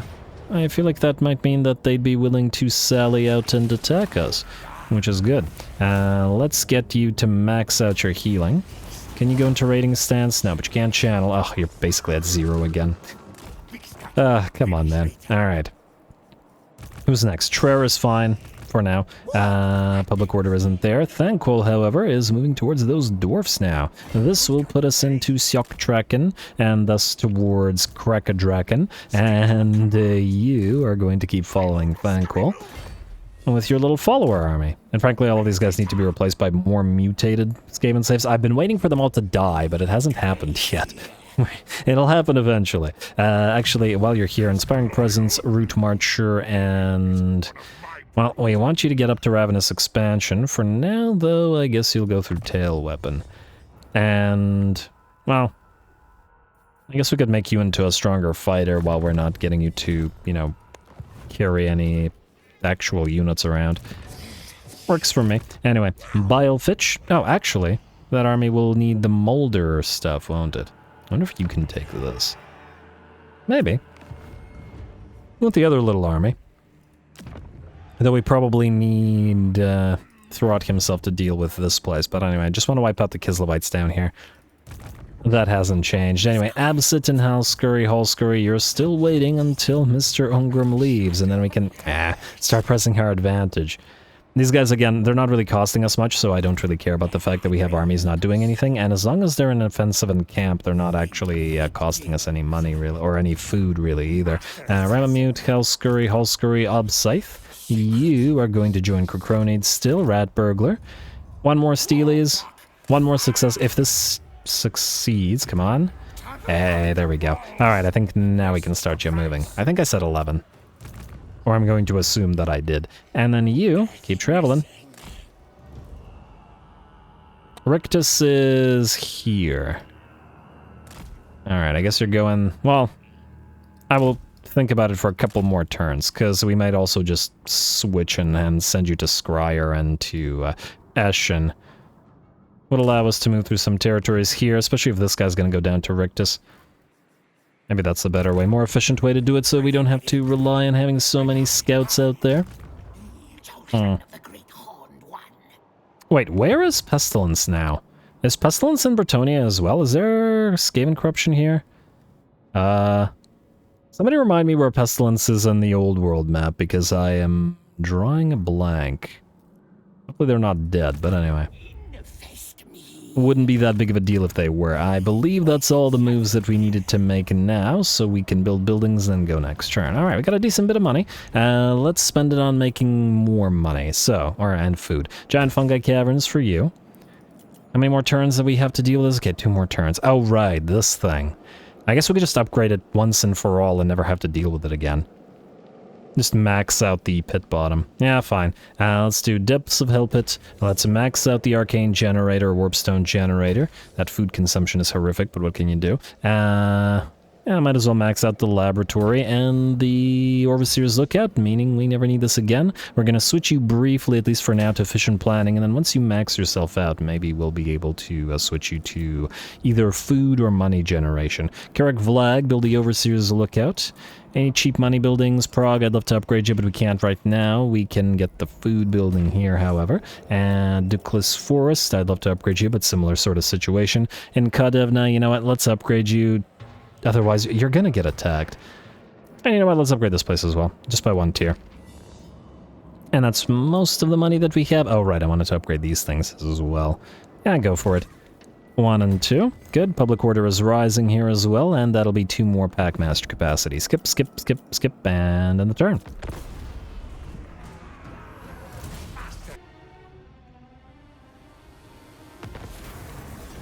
Alright, -5 loyalty. No. A little much. Clan creep is destroyed. Oh, darn. There goes one of our trading allies, but not a big deal. We counteract that with a little bit of extra bonus, and the diplomatic relations should be quite nice as well. And it's the Chaos Dwarfs that we'll want to be friendly with. Now, we've unlocked Warpstone, Proxy Warfare, and Taken. Food generated from armies faction-wide is pretty nice. Income from Concurrent War, yeah, Proxy Warfare is probably the thing that we want to go for next. If we grab one of these, we could probably do it in 1 turn. Now, in theory, we want to go through these, but it might be better to just save the time. And we will want to get flesh stitching protocols regardless. So you know what? Go for Packmaster's Whip Doctrine, and then we'll get for one of these in 1 turn, and then we'll go for flesh stitching protocols, and then do it again. If only we had a little bit more tech to be thieving. Anyway, Throt, while we're still not at war with Ungrim, I guess you're going to keep proceeding down here and dealing with the Kislevites. Resvenhof is the next place. You might actually be able to go further forward. You know what? Reinforce here. Wait, can you... Okay, I think I know what we can do. Throt, go here. Medible Hemlock, you're going to attack this place and raise it. And we'll have this guy grab it next turn. Oh, we can also use you to reinforce again to leech XP. Alright, encircle. Wait, did this guy have a... Oh, that was a Ranger standard, okay. I thought it was a Razor standard for a second. Got concerned about the fact that we were not using it. Oh man, our food's dropping again. And we're gonna need more food, and the dominating scheme is just about done as well. Maybe we have too many armies running around. His left public order is still kind of meh. Alright, fine. Go for another public order building and another public order building. Can't have too many, apparently. Alright, you. Kill this. Auto-resolve, just double-checking Throt's army, we're fine. A little bit of damage, but nothing too concerning. Free Warp-Forged Blade, which is fine. And then raise the place. There we go. Warp Energy Condenser, spell intensity, and what's a magic power reserve, like a mini Book of Assure. I like it. I like it a lot. You guys stay there. You can channel, though it's not super necessary, Throt. This will allow you to proceed towards Irena's-grad, and then hopefully raise it next turn, and then maybe we can use you to either reinforce or occupy it. Oh, lovely. Obviously, these guys didn't have their main territory, main armies down here, which is why we're easily sort of cutting our way through them. It makes sense. Yeah, I really doubt that these guys are ever going to get friendly with us. You will just keep there, unless you... Huh, wait, we have a mission from you? I didn't even realize that. Let's take it. Unlike the Bone Rattlers, who we don't really care about. Although, if we could take one of their armies, that might be useful, but anyway. You! Oh, we could reinforce now, but we would have to figure out who we would want to take out of this army. Lose a shuriken unit or lose a slinger unit. I feel like the slingers are a little bit more critical because the shurikens run out of ammo and then, you know, are done, so we'll lose one of the gutter runners with shurikens. Oh, I clicked on the wrong thing. Wait, who has more XP? Actually, you have more XP, so we're going to delete you, disband you. And then pop Mr. Kokroni to sands that unit into besieging Troika. I'm willing to bet that they'll sally out. Just in case they'll build some stuff. And then you can pop into the army. There we go. What the army would be without a Neshan Sorcerer. Blade Master for you, sir. And the Neshan Sorcerer... I'm gonna say we want to upgrade Armor of Darkness immediately. Veil of Shadows is also pretty nice, but I'm gonna say start with Armor of Darkness. Oh, we can't max it out, can we? You know what? Then I changed my mind. Let's go Veil of Shadows to start. And because since we can't overcast this, we won't be able to take too much advantage out of it anyway. At least not for this particular battle. Looks good. Warlock Engineer. You have 2 points available to you. Arms dealer ammunition for the army, that's it. For obvious reasons. Now, you guys are still not going for distractions, much as I like it. I like Weeping Blade more. Elusive, and I guess both of you are going to go for elusive.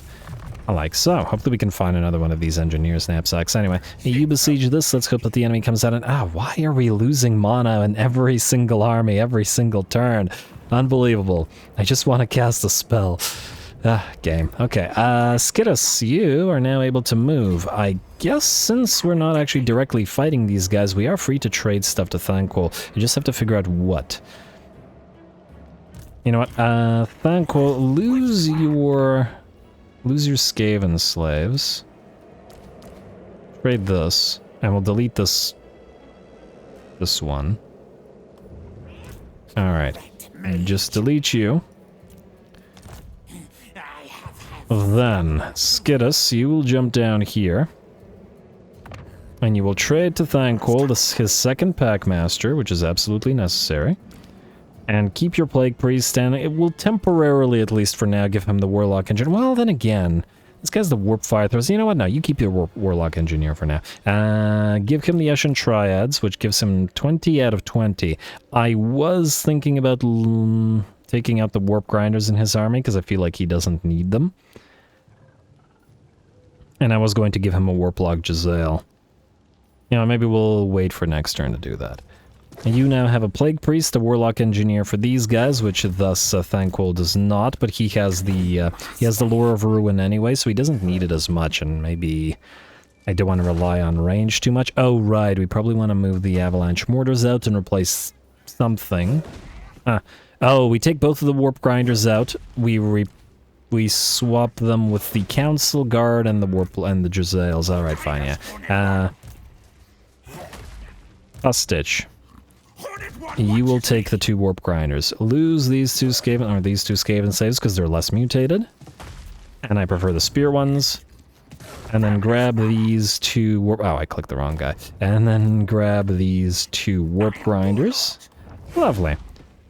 And then just go slightly back here. We'll have you recruit the council guard, and then we'll move forward next turn. Beautiful.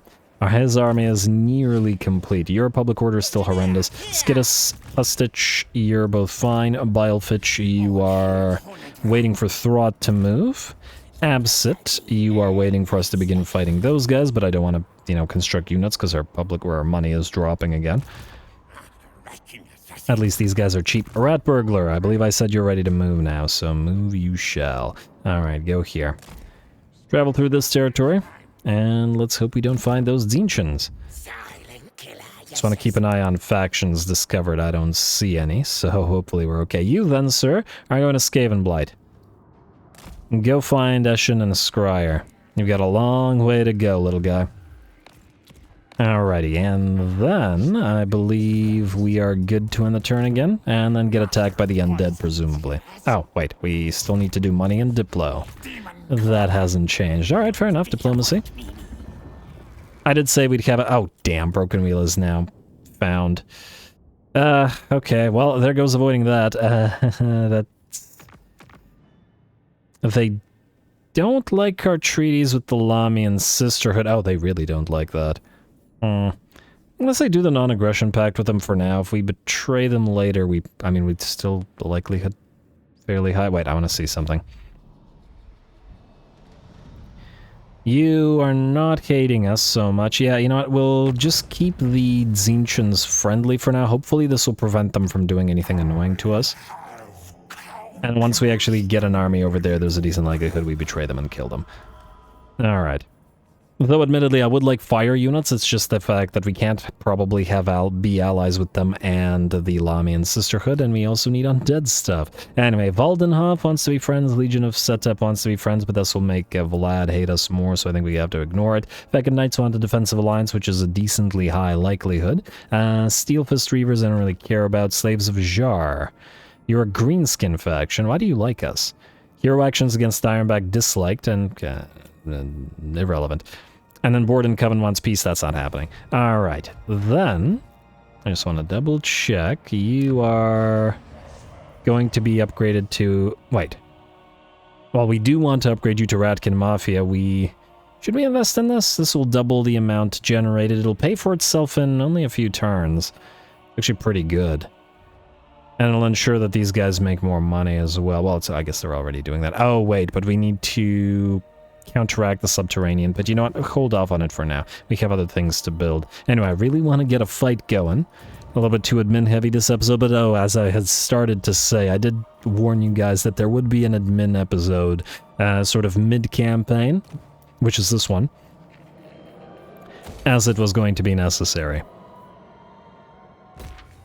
Otherwise, we'd just be winning the campaign with the same armies. Sometimes you have to spend some time to build up your current territories in order to output more money and stuff, and then you can, you know, output more units. Anyway, this place is pretty okay, so let's go for Mushroom Tunnels. Bone Stash, yeah, let's upgrade you. A little bit on the expensive side, and oh, unless I'm mistaken, I wanted to upgrade something here. You're now fine, and you're gaining public order. You're fine. Wait. You are not fine, so we need you to go for Bell Foundry. We need you to go for Warp Lightning Capacitors, and oh. I mean, we will upgrade Warp Forge, but I guess we can, yeah, just keep it as it is. Alright, now we're out of money, we can skip, and then turn. Alright, what do we have here? Warlock Augmented Weapon is fine, but not anything crazy because we have easy access to enable magical attacks, and Thankful's already at 8 out of 10 loyalty, so I don't think we want to take him to 4. Let's take the money instead. Punish in a less subtle way. Here we had the One-Eye trait. Just kind of meh. Overlords must control corruption character or a leadership effect, which is fine. Slay underling.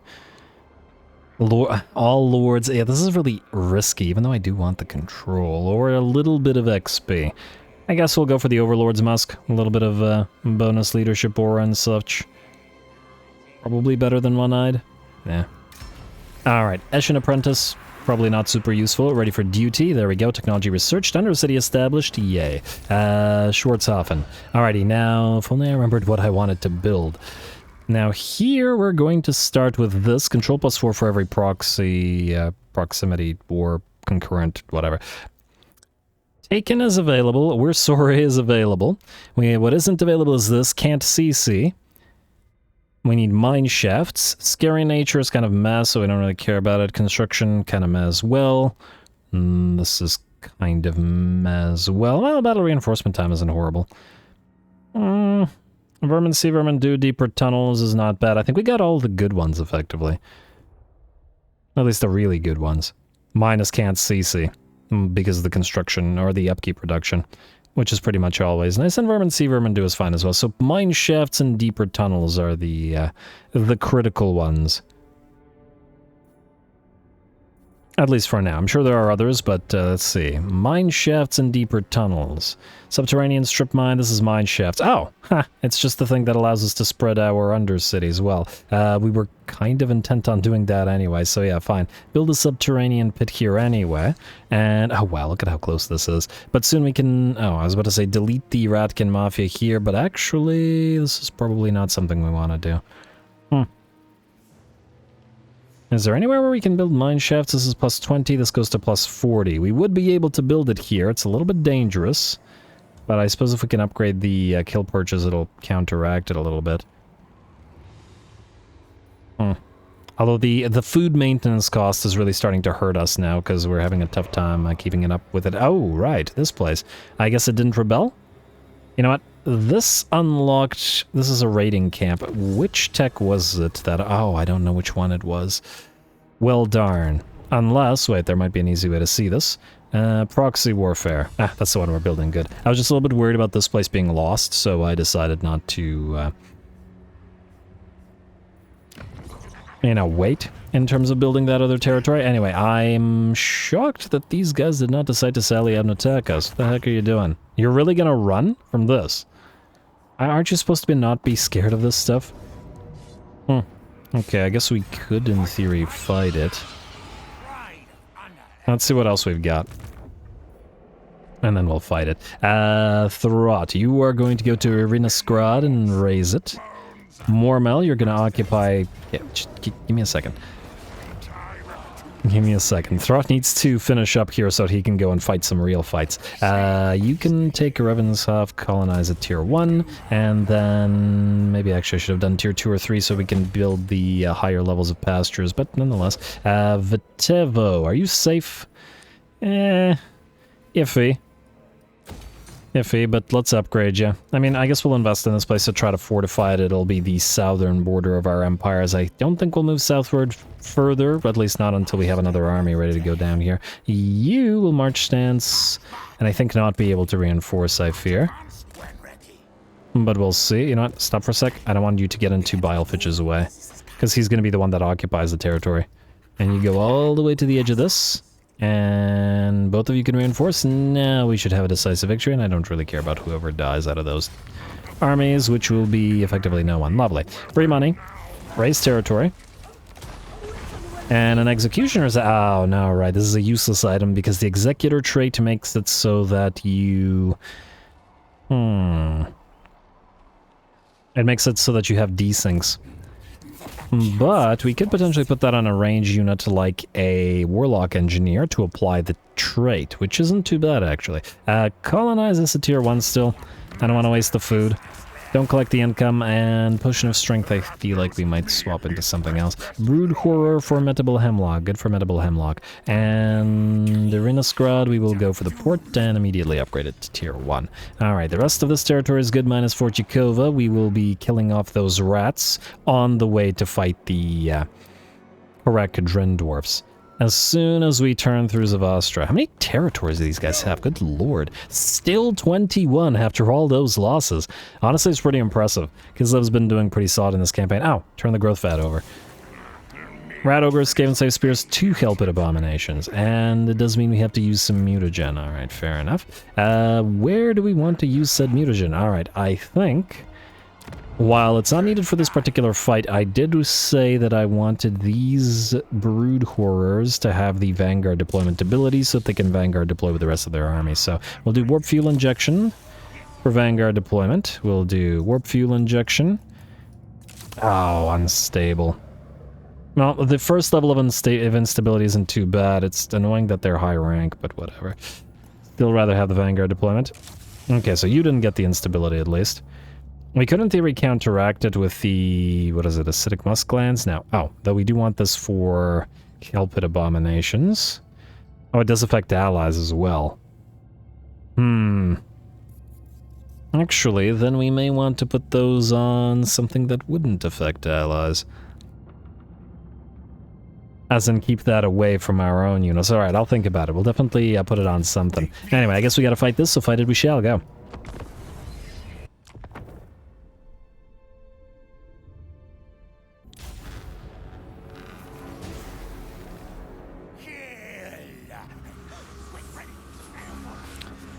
Alright, here we go again. Crocronid continues to be an absolute star in this particular campaign, and, well, I'm hoping that he'll continue to be so in this particular battle. Here we go. The enemy is at least somewhat deployed up on the walls, but not enough. By the looks of it, its positioning is poor and the tower isn't active. Admittedly, those slingers are not particularly good at firing up on top of walls. They're not direct fire infantry like a gunnery infantry would be, but their firing arc is rather shallow, and it's certainly not going to arc over the Merlins and actually hit many of those Graveguard. That said, if they should move away from the protective Merlins, then they're going to have a little bit worse of a time. And it looks like they will, at the very least one unit will get away from them, though in doing so will activate that fort tower, which may not be such a great thing for us. On the bright side, the gate is nearly done for at 4.7k, and, for some reason this time around we were able to... Oh wait, this is the Menace Below. I think you can use Menace Below in settlements, unlike regular summoning abilities. I wonder, if you activate the Menace Below and thus summon, would you then be able to immediately use your other summons? I gotta double check on that. Or do you still have to wait for either a unit to make their way up on top of a wall or break through the gate?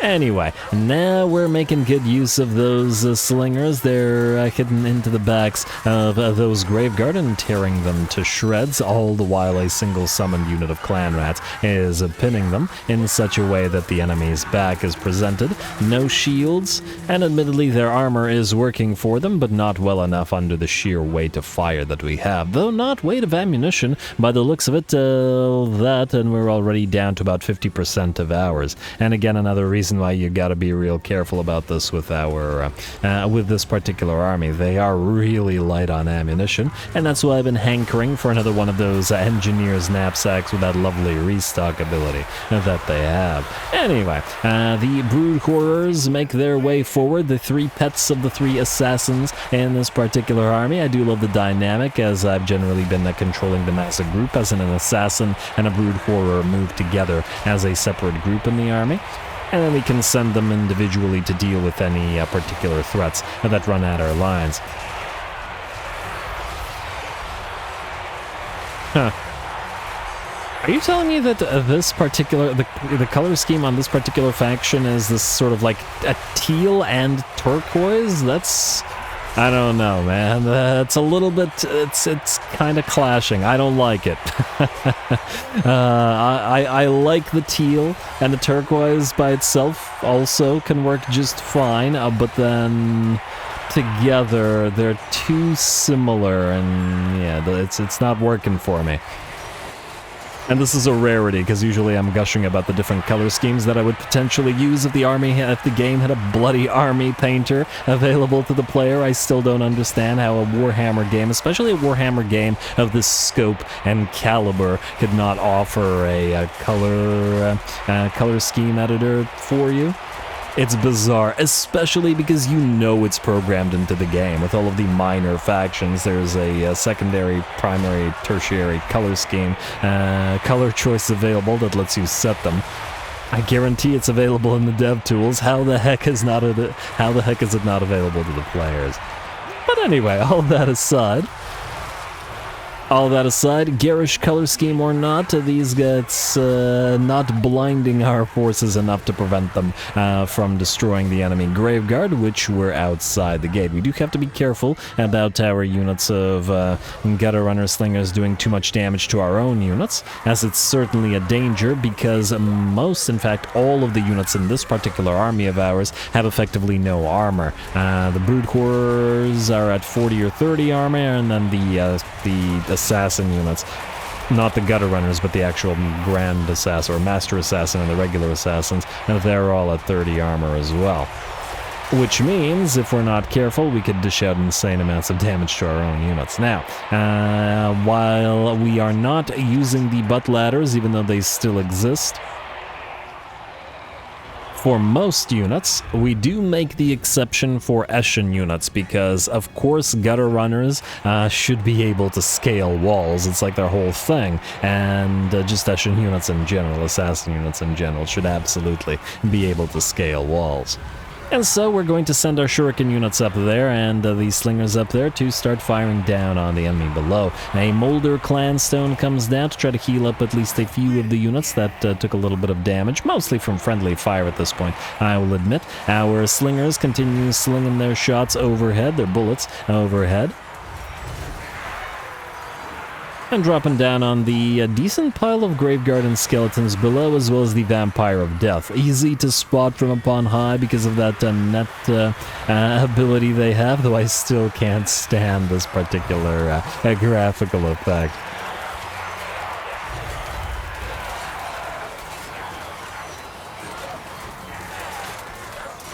Tactically, right now, not much to say. We've pinned the enemy essentially between a summoned unit of clan rats here, another summoned unit of clan rats here, and the decoy of the Ixchis Triads, while we've started going up on top of the walls, chucking sling bullets and shurikens down at the enemies below without likelihood of us getting damaged. Our brood horrors are also still annoying the enemy, running around and making use of their extreme speed, and the assassins are trying to keep pace with them. And just gonna try to keep them together, and it looks like the assassins have engaged over on this side instead. Well, looking like they want to mince a few zombies, fighting the easiest and the weakest of the enemies here by the looks of it. But I guess it makes sense, they're not looking to assassinate a single target after all. We don't want to be sending them into combat with droves and droves of a graveguard. They're assassins, not warriors after all. Or chieftains.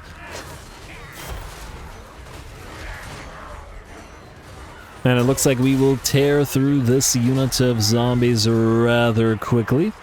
And we'll move on to those skeleton warriors. So it looks like the enemy has, at this point, pretty much begun to melt away. The summoned units of clan rats and the decoy served us very well, as it allowed the slingers and the shurikens to completely obliterate all of the melee troops. And it looks like just a couple more remain for us to obliterate. Honestly, the siege went significantly better than I thought it would. I mean, I assumed it would go decently well, but the enemy really couldn't put up much of a fight. Admittedly, especially in the hands of the AI, the vampire counts aren't great on the defense due to their general lack of range units. But nonetheless. Anyway, looks like one last unit of Graveguard remain. One more Moulder Clanstone will come down. If we have the time, we may as well keel up our units and make sure that they remain at close to full HP. Our unit of Ixchis Triads, I keep forgetting what this... unit is... Let me just see here. 63, 62... Overwhelm, yeah, okay. Applying Overwhelm. I keep thinking that they apply Weeping Blade like the... Death Runners, but yeah, the Overwhelm really helps here, bringing the weapon strength of the Graveguard down to, was it something really low, and not threatening enough to threaten any of these units. There we go. Oh, huh. Wait, the Ixchis Triads have green eyes, is it? Or is that just a trick of the light? Are they just, I think maybe they just are reflecting the Skaven corrupted skybox here? Or are they? I'm not sure. Look pretty greenish to me. Interesting. I didn't even notice that. Anyway, decisive victory for us, and well done once again, and as always, for Krokronid and the Moulder Eschen sort of army.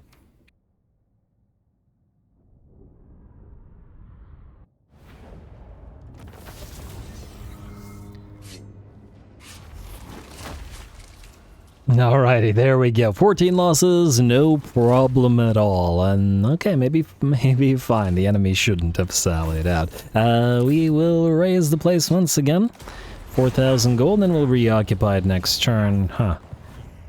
If we build another lord here, would we be able to go and reoccupy that with him without needing to send Crocronid for that particular purpose? Maybe we should try. Any decent lord available to us. Foresight is good, though I'm not so sure that we need another Gracier of Plague, as we already have one. Ceaseless Training is solid. I do like the Devastating Flanker out of the Master Assassins. We already have Ominous Rumblings, and I don't really care about Integrated Weaponry. Slave Attendants, Brutishes, bonuses for Rat Ogres, but they're not that much, and I don't think we care enough for that. Oh, wait, there's a free guy, Maniacal Crazy, Ickbolt. Oh, I thank you. Maybe you will, you can be put to use for this. Oh, if only he had Root Marcher. Well, let's just hope. Let's just hope. Shroud of Dripping Death. I feel like we should give that... Oh, it's only for... Oh, right, of course it's only for lords, but, yeah, Banners of Eternal Flame. We have one on Crocronid, and we definitely need one on the Fire Army. Fire and Clan Rats that we're working on. Still needs a couple of monsters to get that fire sweat that they've got going. And I'm not so sure I want it to be Helpit Abominations, though we could mix Rat Ogres and Helpit Abominations. Their problem is that their melee defense is super low. I'll think about it. Maybe just 2 Helpit Abominations. We'll see how much room we have here and stuff. And, oh, right. Haven't moved you guys this turn yet, have I? Okay, so, you are going to go into regular stance. Then, are any of you actually able to reach Sioktraken or no? By the looks of it, no. Meaning you'll raid for one more turn. Alright, that's fine. And that's fine. I just want to make sure that Thankful gets 2 things that he's got coming to him right now. So... Skittis has the... Wait, who has the 2 Warp Grinders? Okay, you have the 2 Warp Grinders. Skittis has stuff missing. Thankful has stuff missing. Okay, so Thankful, go here and grab the Council Guard. Like so. Yes, there we go. Now I've got a very solid melee line, and these 2 named rats will be renamed later. The rest of this looks good to me. And then, of course, you will get the... Where is it? The Warplog Giselles. Alright, so go back into raiding stance. I probably shouldn't have taken you out of it, to be perfectly honest. And do this. And then we'll swap out the Avalanche Mortars to another army later on. Once these guys separate themselves. Frankly, we could temporarily pop him into Skittis' army, because he's already got a few of these mortars. The range is a little bit short. Might want to put, like, a Warp Lightning or something in there to keep it a little bit longer. Alright, but anyway.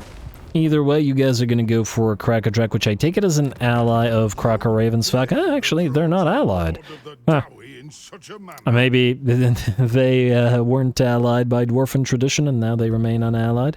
I'll probably have to attack the Keepers of Bliss as well. They hold 1 territory from each of these Dwarfen factions, and we want those for ourselves. Anyway, Traer is fine-ish. Skittis is still moving southward. That hasn't changed. Absit, who are you again? Oh, down here, yes. Keep checking Mr. Ungrim. Nope, still there. Alright, we can't move until he's gone. Or unless we want to invest in building new armies here, which I don't feel like doing right now. Anyway, you're going to continue on this way. Since we've already found the Tzeentchins, there's no need to bypass their territory. Scout, you're still headed down to Skaven Blight, which would be really nice if we could confederate with. Next, are we done with Hellpit building? Oh, we still got the Construction Cavern, Warp Forge. Alright, fine. Build this, just so I don't have to look at you again, and keep efficient planning, and then the rest of this looks good. Yes, yes. And, oh, this place. You need to get some things. Now, the Construction Cavern, you know what, build this. We're going to get Doom Flares up and running soon. We can hold off on the Packmaster building, however, and the Pestilent Knave as well. Yeah, I kind of like the idea of training up the Plague Monks into Censer Bearers rather than just directly building them. I guess we can build this because it's super cheap to upgrade anyway. Anyway. Urskoi River, we need to upgrade in Kodivna, so go for the Overseer's Lookout, and much as it annoys me to do so, we still need the wall here, so fortified entries. But on the bright side, the interior territories will eventually be, well, losing their walls, so we won't have to, you know, deal with them too much. Storage caves for you, actually. Public order is more important, so I think we'll hold off on that. What about Kislev? We can do the storage caves here, though. Does Gerslev still need the wall? I imagine not. Alright, so we can replace that now with a food building. Kirik Vlag is fine in the sense that I don't want to build anything there, although, wait. You can actually now build the generator to get the money flowing. We most definitely needed. Siniza, you are fine for now. You can build more giant fungi caverns, and that's all we've got for moves. And I believe that's another end turn.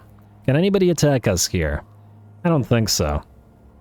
Maybe it would be a good idea to ally with these guys, at least temporarily. Alright, fine. Do the defensive alliance. I'd like to see... I'd like to have vision of what they're looking at.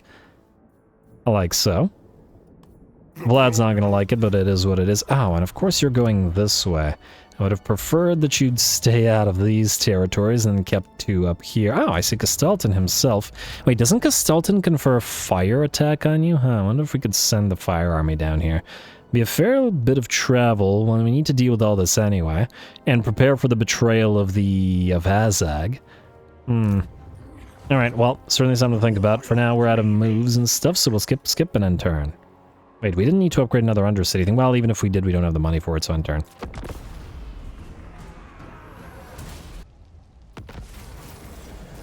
Alright, we got Rocket Boots as an option, which is actually fairly strong. Is it 3,000 gold strong?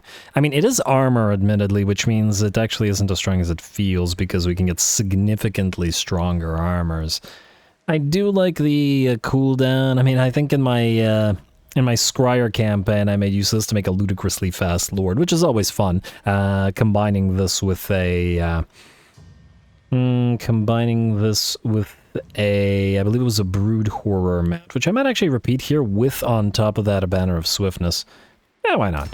Why not? Alrighty, Constructor, Creator, ally begins outpost construction, Wild Hunt ceases, Wa fails, Technology researched, very nice, and hopefully that bonus control will fix our situation in many a place. Alright, looks like our control is now rising, which means we can start switching commandments. Okay, well, maybe not here, but anyway. Start switching commandments to make more money, or otherwise generate more food. I'll do that between the episodes, though, because I have to go through everything and switch everything's commandments. Mutagen... Oh! Forgot about that. Oh, man, how many turns has it been degenerating for? Whoops. Okay, I completely forgot about that, my bad. But not to worry, once again, we are working towards this thing.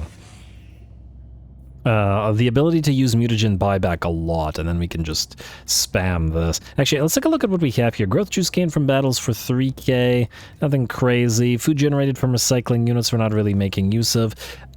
Deep freezer might be worth our time, just so that it doesn't degenerate that much. Food generated per growth, and it's fine. Additional units to growth vat batches, excludes Skaven slave units. Fine as well, but probably not worth the investment now. Ward save for units with 4+ augments. Okay, that's pretty good.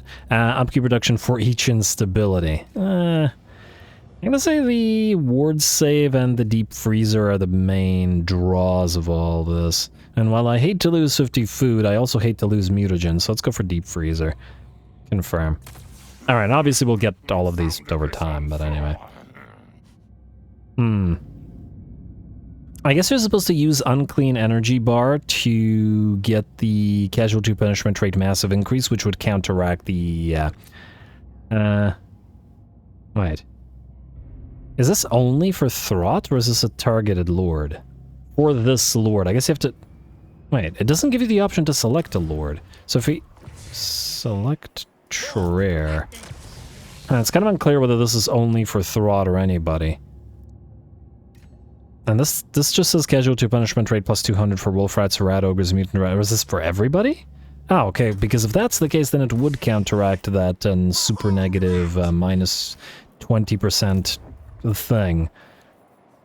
I want to take a look at somebody with a monster cake. This thing. Wait, not this thing. Casualty punishment rate minus 100. Imperfection removal, but we could spam the growth thing to counteract this completely. Funnily enough, it will mean that we don't need the, and we don't need other buffs of the casualty or punishment variety, at least for monsters. Yeah, well, we'll give it a try. I'm just mostly wondering whether it is, in fact, for everybody or not. Which we shall see shortly. Anyway, for now, we have built the thing, so we should not have this mutagen go away anymore, which is great. Troika's now ours. I guess we're not keeping these vamps around, sadly. You can go into efficient planning for now, and then we'll go into nest layer and just build everything that we can here. Lovely.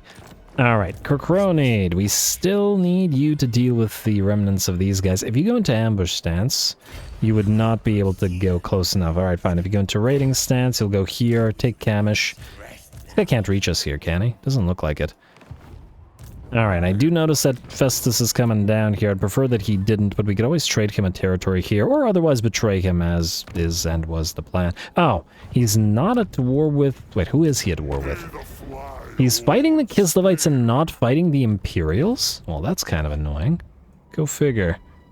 Actually, you know what I want to see? Where are the Chaos Dwarfs? They're starting to like us. I really want access to Chaos Dwarf tech. And, okay, nobody wants to trade with us still. Irritating. Slaves of Jar can't trade. Heroes of Tempest are still trading, so we can ignore that. Broken Wheel wants a military access, but frankly, I'm not so sure that we're going to stay friends with them. Alright, so this doesn't work too well for us, and I don't really care about any missions from the Fecondites. I would like to take a look at the Chaos Dwarfs. Disciples of Kashut, you are fighting the Withered Eye. If we declare war on them, still not good enough. Alright, we're just gonna have to wait until the second tech is built to get the additional diplomatic relations with them, and then hopefully that will counteract it. Next, we got one turn to build one of these. I'm gonna say let's do... I'm gonna say the food generation. Let's go with Taken. Yeah, and then we'll do Ursori after that. Well, presumably after we can get some Rat Force going. Alright, that looks good. Let's start at the top once again. Throt, you're nearly done with... Oh, you can't reach Savastra? Bilefitch, you can't reach Savastra either. I wonder how well it's defended it is. It doesn't look like it's that well defended. Maybe if we can go here and then Bilefitch, you can go into raiding. Maybe we can bypass needing Throt here, because Corcronid is here anyway. Raiding, raid this territory. If there's no army therein, which I don't see, that's a decent... Oh, they've got winged lancers and stuff. Well, we have night runners and stuff here. I think we'll be fine. Throt, then, I would prefer to not be needed here, and thus move through the Orky and then the Dwarfy territories at last. So, Throt, go into an camp. Or is it faster to travel march? Yeah, it's significantly faster. Alright, go this way. Mormel, you're gonna follow. In fact, I think Throt can move significantly further than you, so let's actually pop you closer to Voltsara so that we can head for Fort Jakova, which we will raise with Throt and then move immediately to Karakungor. These guys only have the 2 settlements, so we should be able to destroy them rather quickly. Again...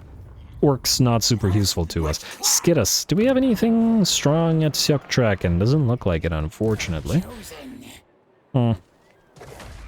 Nonetheless, I guess we will move here and then wipe it out with Thanquol, and then move to find the other enemies out here.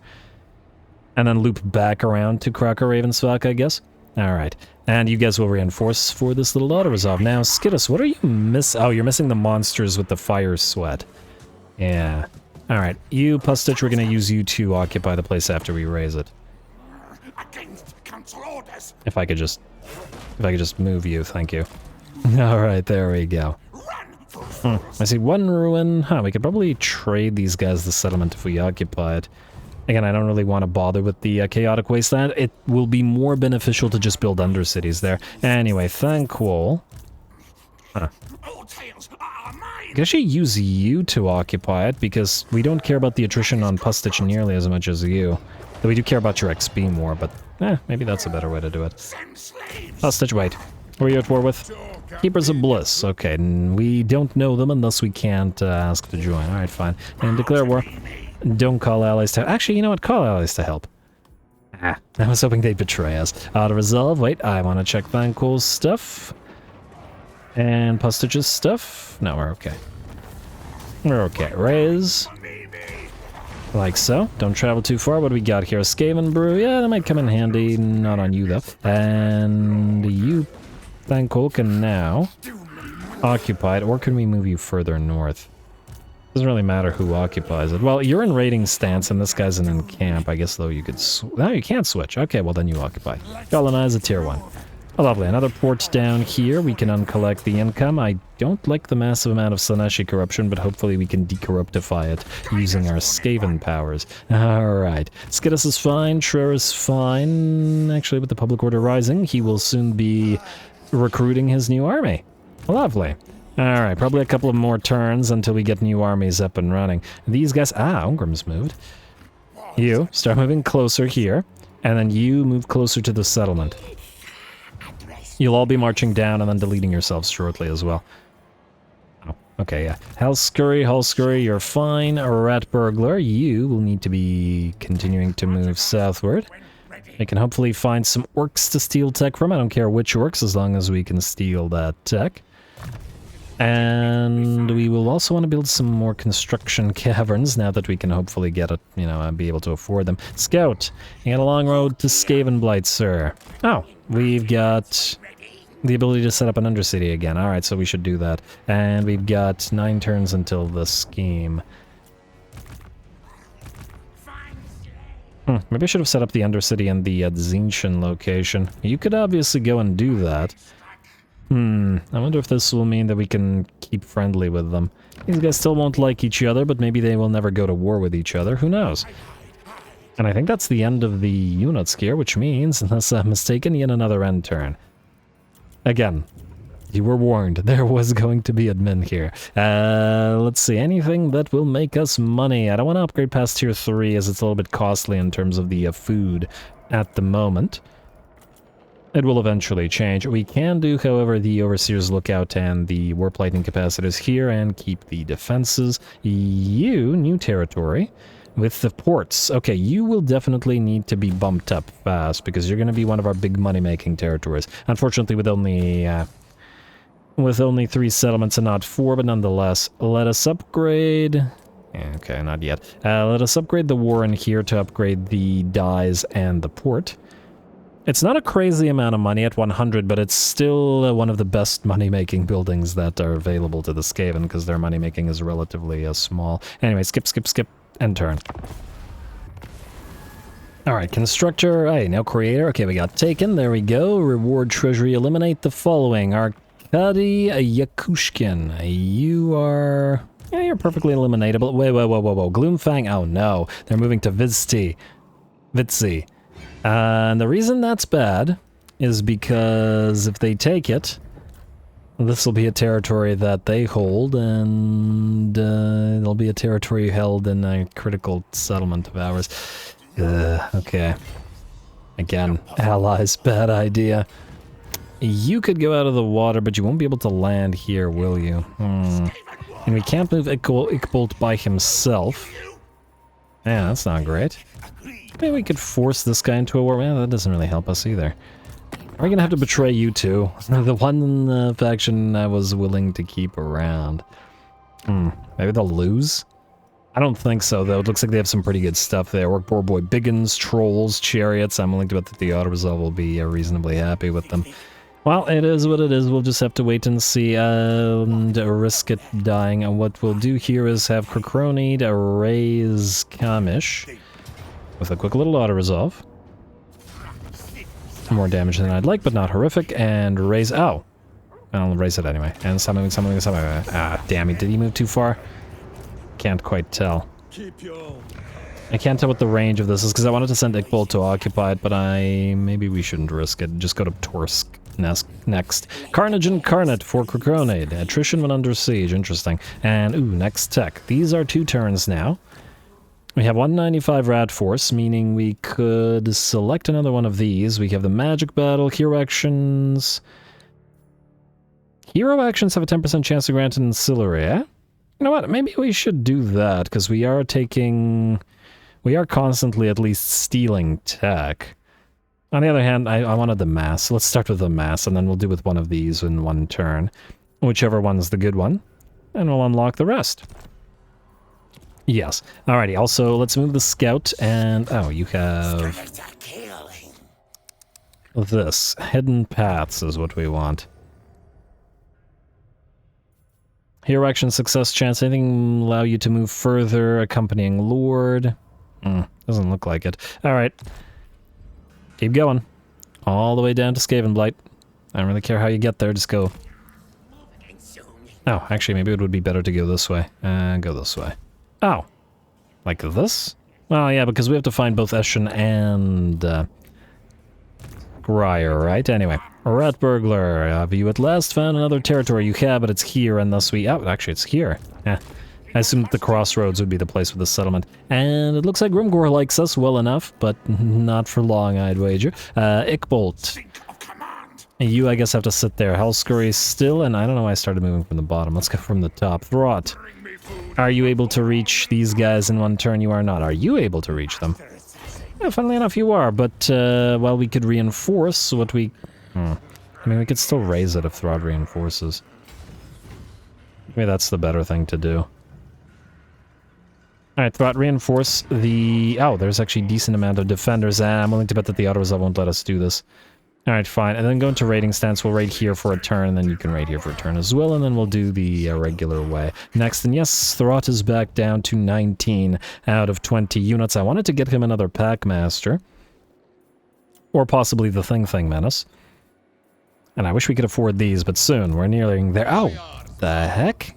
I didn't even see this guy here. Well, that's not good. I don't know where you came from. What I do know is that Janica will probably get destroyed, so I think we can cancel this in order to not lose it. Shoika might be safe.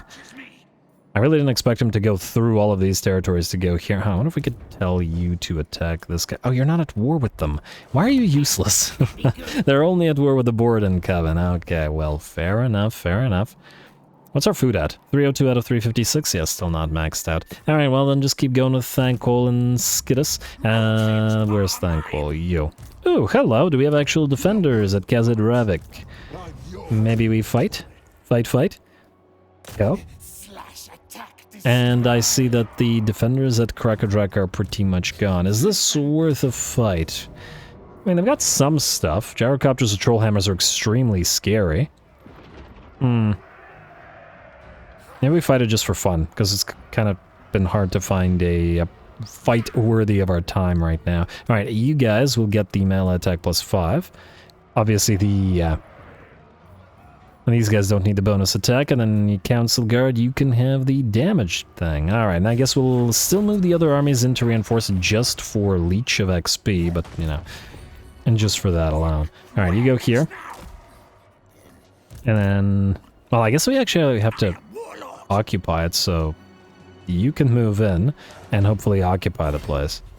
Hopefully you can actually reach it, because I'm not sure that anybody else can. Anyway, I would like to level Thankful, although then again, this is probably not crazy enough to warrant it. Packmaster, you're the one with Scavenge. Let's get you Tide of Pox and Tide of Death at least. These are the reasons why you're here, and then max out Scavenge far as we can, and then hold on to the points for Master Moulder and Keratin Stick. You can still get Tide of Pox and Tide of Death, but you won't get Scavenge. Oh, I should have leveled the other guy first, shouldn't I have? You know what? Undo skill points. Well, it's too late. Whatever. And we'll get you Flesh Snatcher. And I guess we just spend this point to undo that. Alright, so let's go for Sneaky. Like so. Plague Priest, you, sir, are going to max out... Well, let's get you Plague Rash, and then go through Evasion, mostly for the Earthing. But then otherwise, let's get Blessed with Filth and max out Wither. I'd like the ability to overcast it. You live, are suspiciously loyal, buff up Thankful, make him a little bit tankier. Get yourself some Verminous Valor. Tough as Nails, Training, Watch Your Back Tail, Bread Leader, sure. We want to get Esteemed Combatant for when we get attacked, which is inevitable.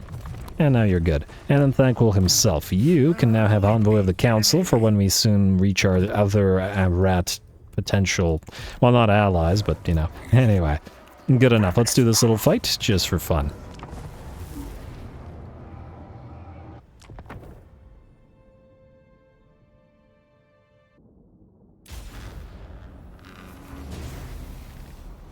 Good, now kill! Alrighty, here we go. I expect that the enemy is going to have a pretty bad day here. The dwarfs are fantastic in a choke point, yes, but the Skaven are pretty damn good in a choke point as well, and with all the nastiness they can bring. Plus, we've got the new units in our army now led by the Council Guard, the albino storm vermin, bred for the Council of 13. And they already got they got their own color scheme and everything with their armor and stuff, looking pretty good. And I'm sure if the enemy should be able to close the distance with our main line, which remains to be seen, whether they can or they can't, they're going to have a tough time against those units of Storm Vermin, backed up as they are once again by the Eshin Triads with the Overwhelm, as well as the Anti-Large, plus we've got our first unit of Warplock Jezzails on the field as well. And without buffs, they're not that nasty actually, only 52 missile strength. Admittedly, they're a sort of artillery type weapon team in the sense that they have super long range, and delivering damage at range is oftentimes, or depending on the situation, but periodically more valuable than delivering same set damage when the enemy has already closed the distance, because it prevents the enemy from dishing out damage. But anyway, we'll see these guys in action, and yes, we will be building a gunnery type army as well, with a mix of rattling guns and Warplock Jezzails. They're incredibly expensive to field in high numbers though, so we are waiting. And hopefully, once again, we can get Chaos Dwarf and allies. I'd really enjoy some Blunderbuss and Fireglaive action. Alright, well, it looks like the enemy's firing artillery at us. The Council Guard will take a few hits. Hey, they don't have that thing where they can't die unless they lose a certain amount of HP, do they? It doesn't feel like a very Skaven trait, so by the looks of it, they don't. It looks like they just managed, the units just managed to survive in those first Grudge Throwers. And the Grudge Throwers themselves, however, not so much, as they have been by and large destroyed by the Plague Claw catapults. They should have been firing back at our Plague Claws rather than attempting to damage the Storm Vermin, which a few of them managed to land their shots, but it's just not enough. Ooh, the Warplock Jezzails are firing off their first shots here, looking to dish out damage to those gyrocopters if they can, but it looks like the gyrocopters are going to back off. I am really very much wary of this unit here. For those who watch the for the Thorgrim campaign, you will probably remember how ludicrously devastating even a single unit of those gyrocopter grudge settlers with troll hammers are.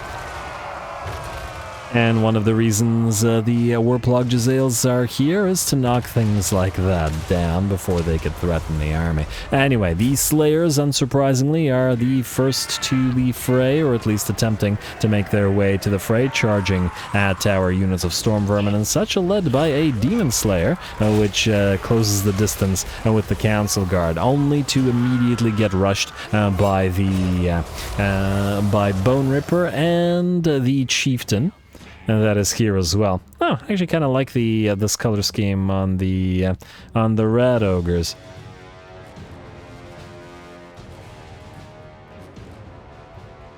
Yeah, I like it. Anyway, I was just taking a look at the Bone Ripper there. Or Bone Breaker, not to be confused with Bone Ripper, like I just did. Anyway, those two big boys, together with the Council Guard, should surround and destroy that Demon Slayer fairly easily, I'd wager. His melee defense is actually still fairly high, but probably not high enough to contend with this. Though he will have that 30 seconds of cannot die at some point, at which point we will probably be free to back off. And that time, well, okay, or maybe he doesn't, because he's dead. Alrighty, never you mind. Well, there are Thanes to work on, so we'll send Bone Ripper for one Thane, we'll send Bone Breaker for the other Thane. And of course we've also summoned those doggos to get in the enemy's way should they close the distance. The Troll Hammers have arrived as well, and once again are in the range of our Warplock Jezzails, which will fire away at them. They will to get a single volley out and hit Bone Ripper, who loses about 20% of his HP. We got that Howling Warp Gale on them, reducing their missile resistance. I didn't check whether they had any, but I certainly also didn't want them dodging the Warplock Jezzails fire. As Bone Ripper is down by 30% of his HP, and these darn things are still kicking. Alright, come on, Giselles, you got this. Maybe even launch a few of those Plague Claw bolts at their...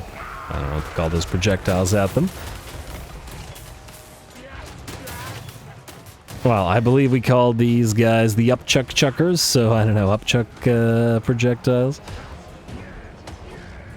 And there we go. With that, the gyrocopters with troll hammers will shatter, at last brought down primarily by the warp-logged Giselles. And, it looks like they will actually be brought down in full. There are still a couple units on the field, but not too much longer. Our summoned doggos charge forth under fire at the same time by our artillery, but we don't really care about the losses, and besides, the enemy quarrelers and thunderers will get torn to shreds either way. And with that, and I just realized the Krakadrak color scheme is very similar to the Borodin Coven color scheme. The undead that we fought earlier. Go figure. Well, looks like the AI is very much color coordinated today. Not that it helped them in this little choke point whatsoever. Well done to Thankol's army, and hopefully a sort of omen of great things to come as he starts moving it around on his own.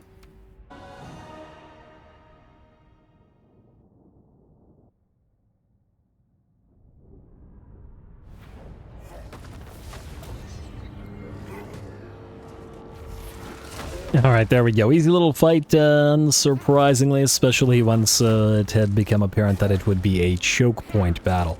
Tons of damage on the avalanche mortars, of course. A little bit of work out of the council guard, but the enemy just wasn't able to reach our lines to take advantage of it. Unfortunately, Bone Ripper got damaged as that darn OP enemy gyrocopter troll hammer was focusing it down. Just like poor Cuddles last episode, the troll hammer torpedoes are going to be very, very dangerous to a Moulder-centric playthrough. Just got to watch out for those in the future. Well, gotta lose rat ogres to take beards? Something. Anyway, we are going to raise the place and stop moving, hopefully. If I can just select you, there we go. Free channeling staff, enemy killed in battle. And a help it attendant, another banner of verminous scurrying. I still haven't decided who I want to put these on. So you lose it. Anyway, Pus Stitch and a Worm Slayer sword. What do we have here? Oh wow, no, this is not good. It's not worth losing 20 melee defense even with all of the buffs that this offers. Really want that super armor, but whatever. Colonize the place like so, and this was Kazidravik, meaning we can build it up for cheap, so we'll start with a Rattling Warrens. Well, we could do the storage caves as well. We could actually immediately upgrade Siok Trek and then put it up to tier 3, although I'm a little bit wary of these guys coming down and attacking it, which is a distinct possibility as well. Let's build the Taskmaster's platform, but hold off on this. I think that'll be the better option. And then Krakadrak should be wiped out pretty darn quickly, so we'll be able to move southward. In fact, maybe we separate the armies, have one go up to Krakadrak and then one go southward. It's certainly an option, but it's one we'll have to decide on next time, as we are out of time, and I'm going to call the episode here. I know this was a relatively admin-heavy episode. I mean, we still had 4 or 5 battles, admittedly, but I wanted to make sure we get one more before the episode was over. Next time will be significantly less admin-y, as Throt has helped out with the southern portion of the Great Orthodoxy is no longer needed there, and we'll be going through battles fighting Ungrim and Karakadrin as he heads southward through these mountains. There's probably a limitation to the amount of territory of the Empire that we take, because I don't want to repeat what Karl did, and mostly want to make a large portion of Kislev our main territory, and then otherwise work on building up undercities with our armies instead, so that later in the campaign we can cut down on the admin, but still have plenty to do, fight, etc, etc, etc. That's the plan anyway. We'll see how well that works out, so stay tuned for more rats. Don't forget to leave those likes and comments below, especially the threshold for the longer episodes. All glory to the algorithm, and thanks for watching.